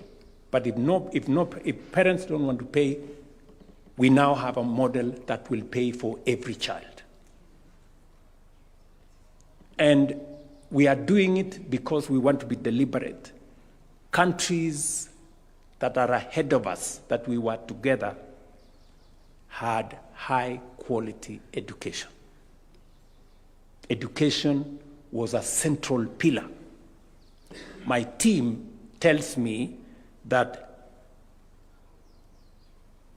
education makes us equal and has no equal. Do you remember that phrase somewhere? That is where we are taking this. And I want to implore on Parliament to expedite the amendments to the Higher Education Laws Board so that beginning September, we can make sure that any child, because we have incidences, for example, where a child from an underprivileged family who qualifies to do medicine fails to do medicine because their parents cannot afford to pay the household contribution and have to change to go and do a different course. We want to stop that. We want to make sure that if a child qualifies to do engineering or medicine, funding does not deter them from achieving their goal. That the government of Kenya must be able to support every child. And on and on. As government, we shall now study this proposal carefully. We shall engage with its recommendations, consult widely, reflect on the ideas this proposal advances. And once that process has been concluded, I will communicate the way forward as we shape Kenya's next long-term national vision. And as we undertake that process, I also invite all the stakeholders represented here today to study this proposal carefully and engage constructively with the ideas it advances. I want to encourage you to carry this conversation into our universities, research institutions, businesses in our counties, chair of Council of Governors, professional associations, places of worship, and in our communities and villages. The next chapter of Kenya's development cannot be written by government. It must be shaped by the collective wisdom, experience, and participation of the Kenyan people. Today's ceremony, therefore, does not mark the end, but the beginning of a process. Let us approach this task with confidence, humility, and a shared purpose, determined to leave to the future generations not merely a stable economy, but a stronger nation. I have listened to the good professors who spoke here, and as I continue to listen to them and their perspectives, and where we've come from, and how many have borrowed ideas from us, used those ideas to do better than us. It calls upon us as a people now to imagine the future we are all looking towards and to do the things that will never again make us drop the ball. And I must speak specifically to the people sitting here and those outside here who are leaders.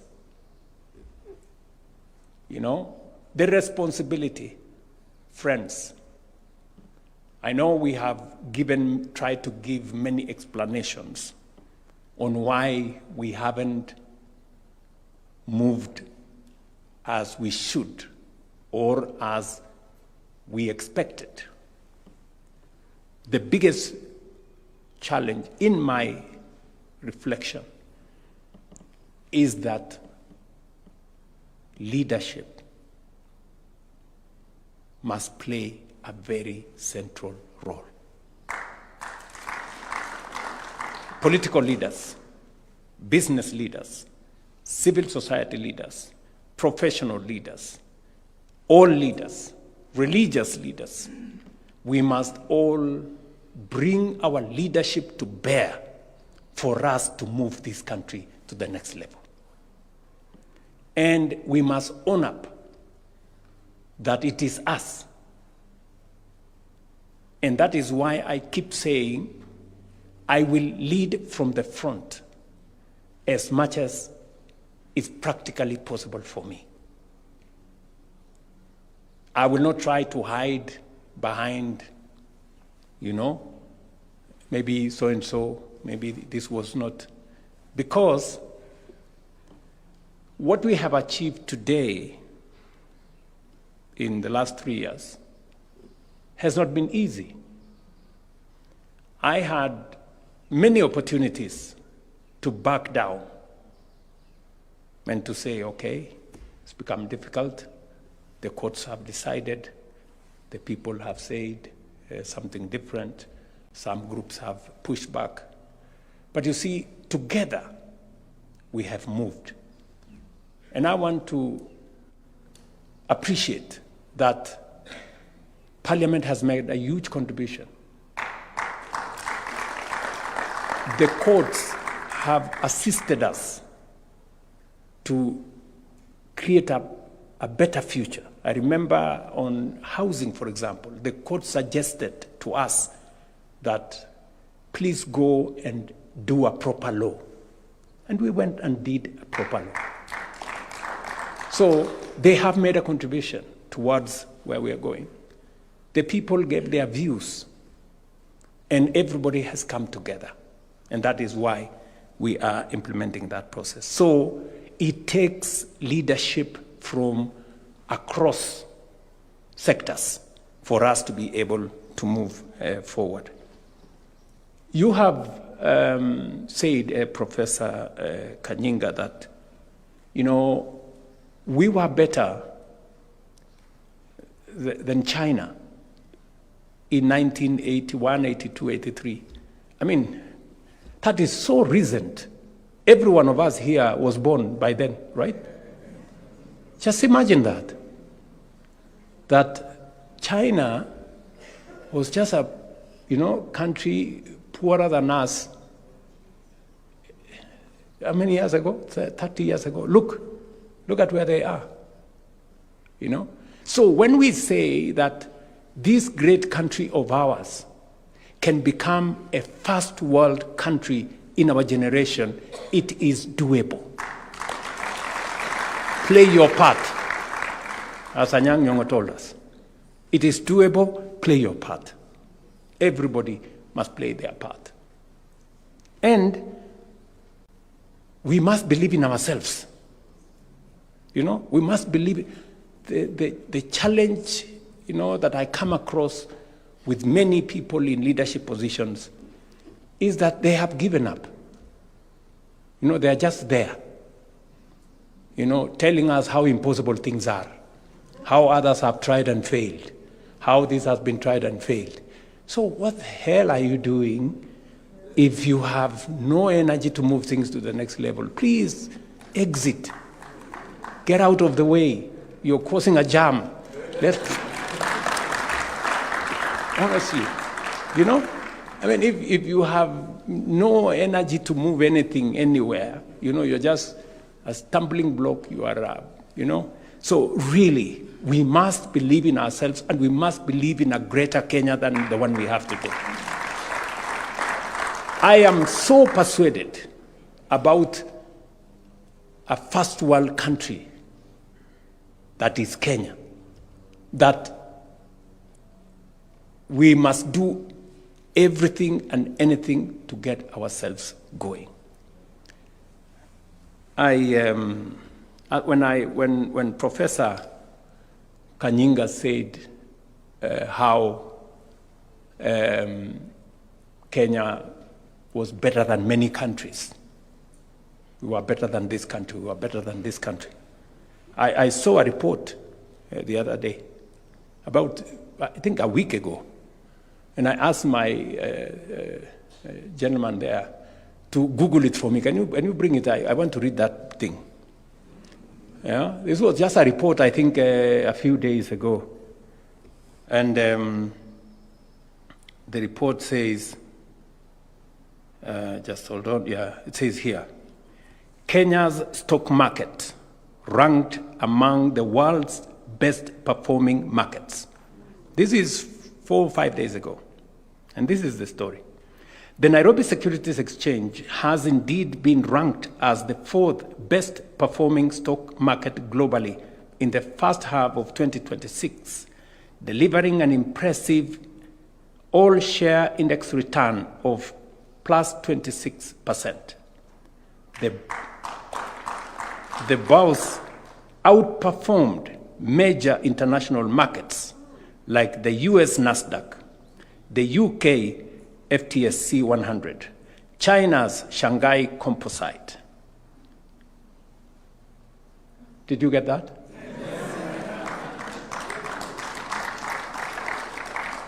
Yeah? This is not my report. You can go and Google it. Right? We outperformed the US Nasdaq, the UK's FTSE, the China's. This is not many years ago, Professor Kanyinga. This is last week. So we were doing well then. We have begun to do well again. Maybe I should read a bit of it. Just the primary catalysts fueling this historic rally include banking sector surge, strong corporate earnings, and renewed investor confidence that have given massive growth, with a banking index delivering exceptional returns. Top performing stocks, companies like Car and General, Kenya Airways, I&M Bank, posted staggering gains for investors shifting to equity. Lower yields on government bonds, you know what that means, have sparked a localized shift towards equities, pushing the Nairobi Securities Exchange market capitalization to historic high of over 3.8 trillion. That is Kenya. So if any one of you had any doubt in the possibilities that this country can make, please start believing in your country. Start believing in your country. And as we engage in this process, because it's going to be a robust process, it's not going to end in weeks or months, maybe it'll take us a year or so, we must have a robust conversation as a country on what the future of Kenya is. This is not about the next election, this is about the future of Kenya. Yeah, the future of Kenya. The next election will come and go, but we must focus, because whoever wins or loses the next election will be here. Nobody's going to leave the country. So we're going to be here, and the future of Kenya will matter to everybody, those who win and those who lose. Yeah? And so it is very important that we think about the future of our country. And finally, as we focus about that future, I have said we must believe in ourselves, we must believe in our country, and we must be patriotic. And as been said here, integrity must be the benchmark of our engagements. We must be honest, brutally honest with ourselves. I will give you an example.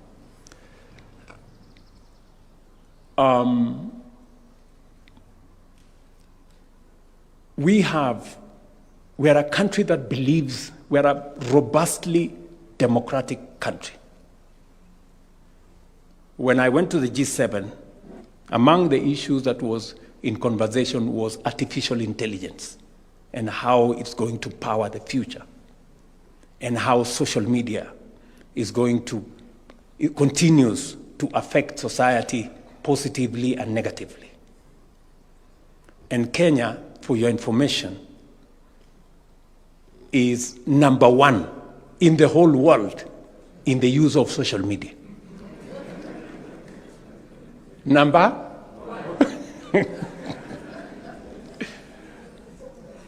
It is said that every Kenyan, or on average, Kenyans spend 4 hours and a few minutes every day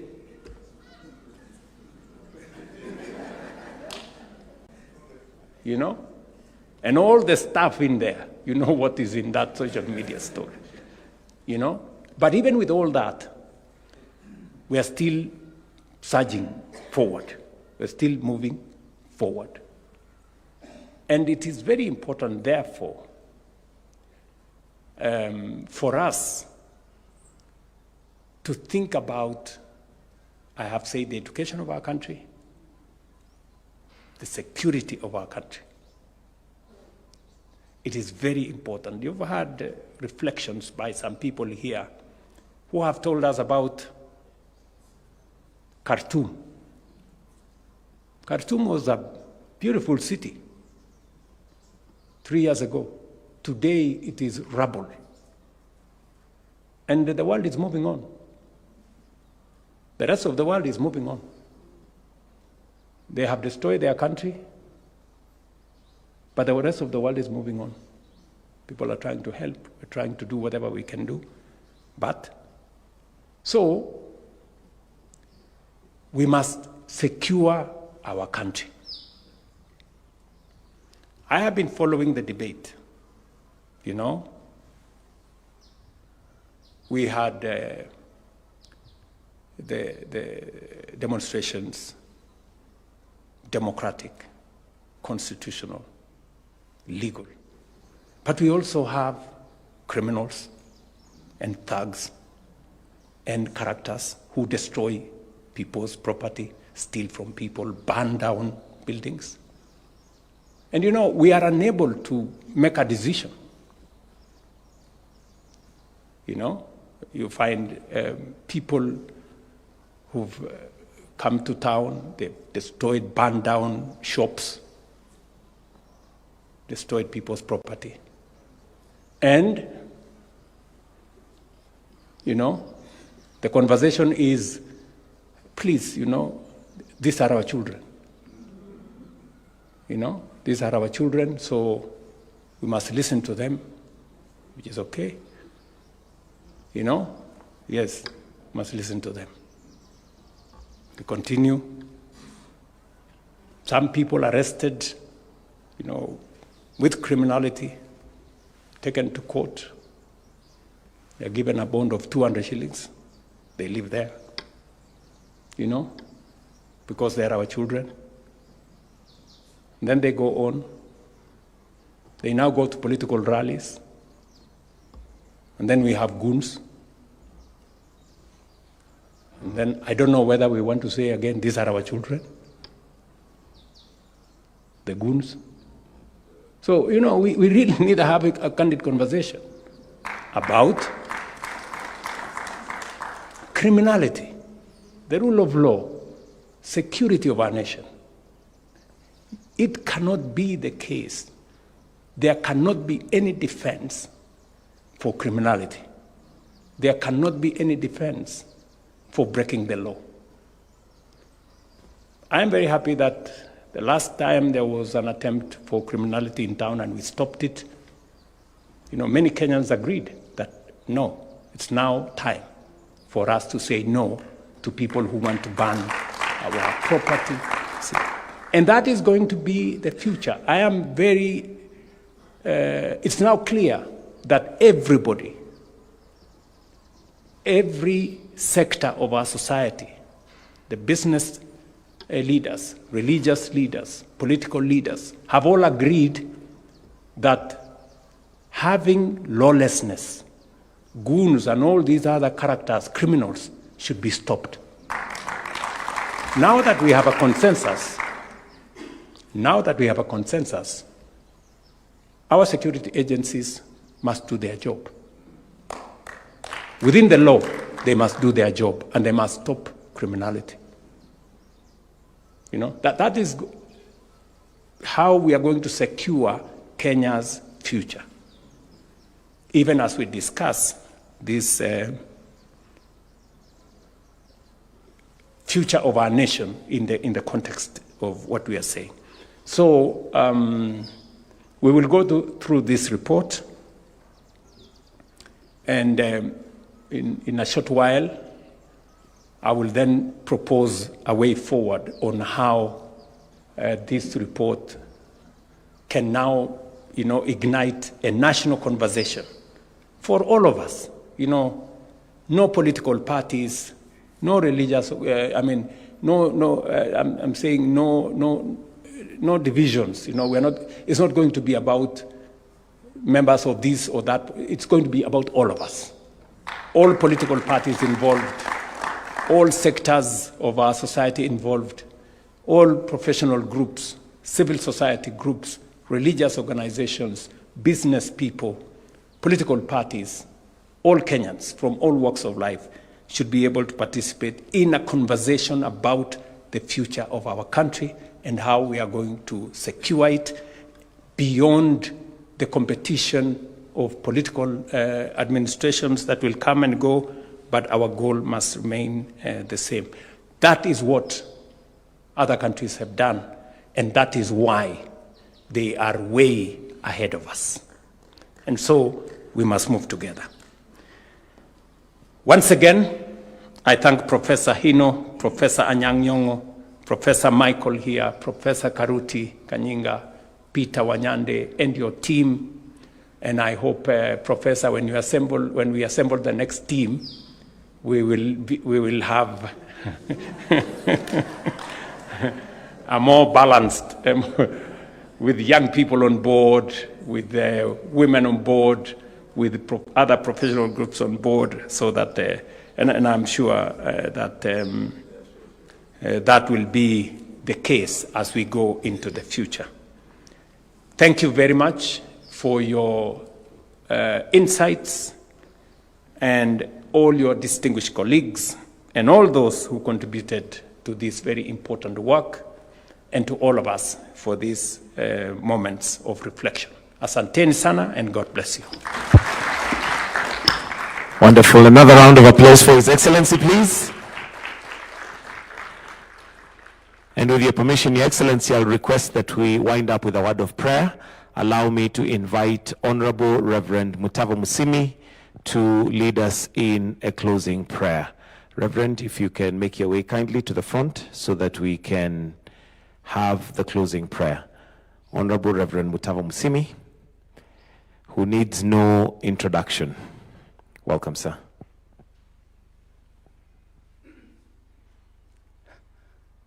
Your Excellency, thank you for inviting us. When I got the invitation, I'll be honest with you, I did not want to come. I did not want to come because I remembered when we began asking for a better Kenya 40 years ago. I was then a young pastor in a church you are familiar with. And then through the years at NCCK, in Parliament with you, and thereafter, I was a bit discouraged. I actually prayed about it.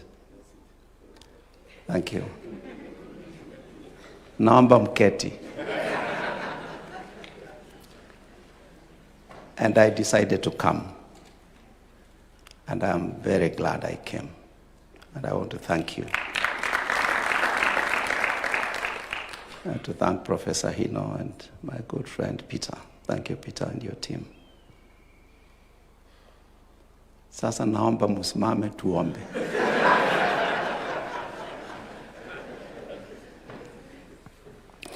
Our loving Heavenly Father,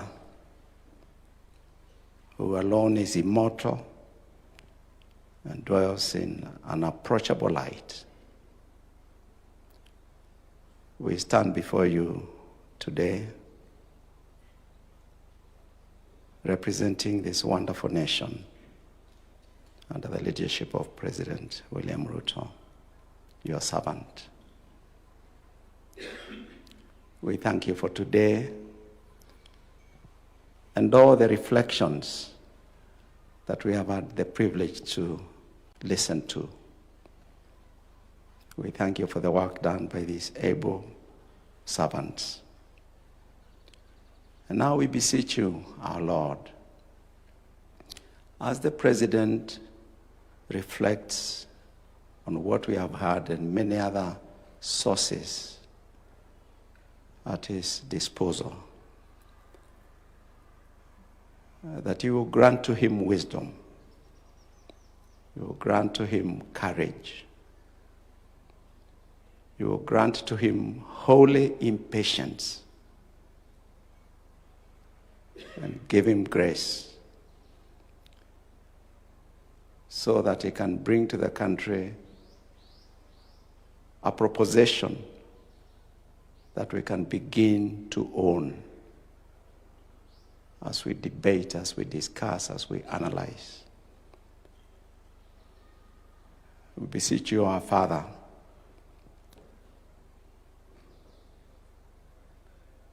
that we may move beyond reflection, the dangers of the paralysis of analysis, to the joy of action and implementation and resolution.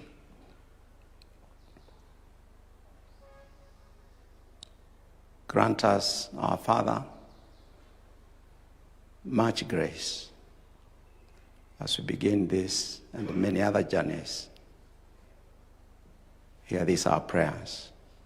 We pray them in Jesus' name. Amen. Thank you, Your Excellency. That brings us to the end of our session this morning. And we then can take leave. Thank you, Your Excellency.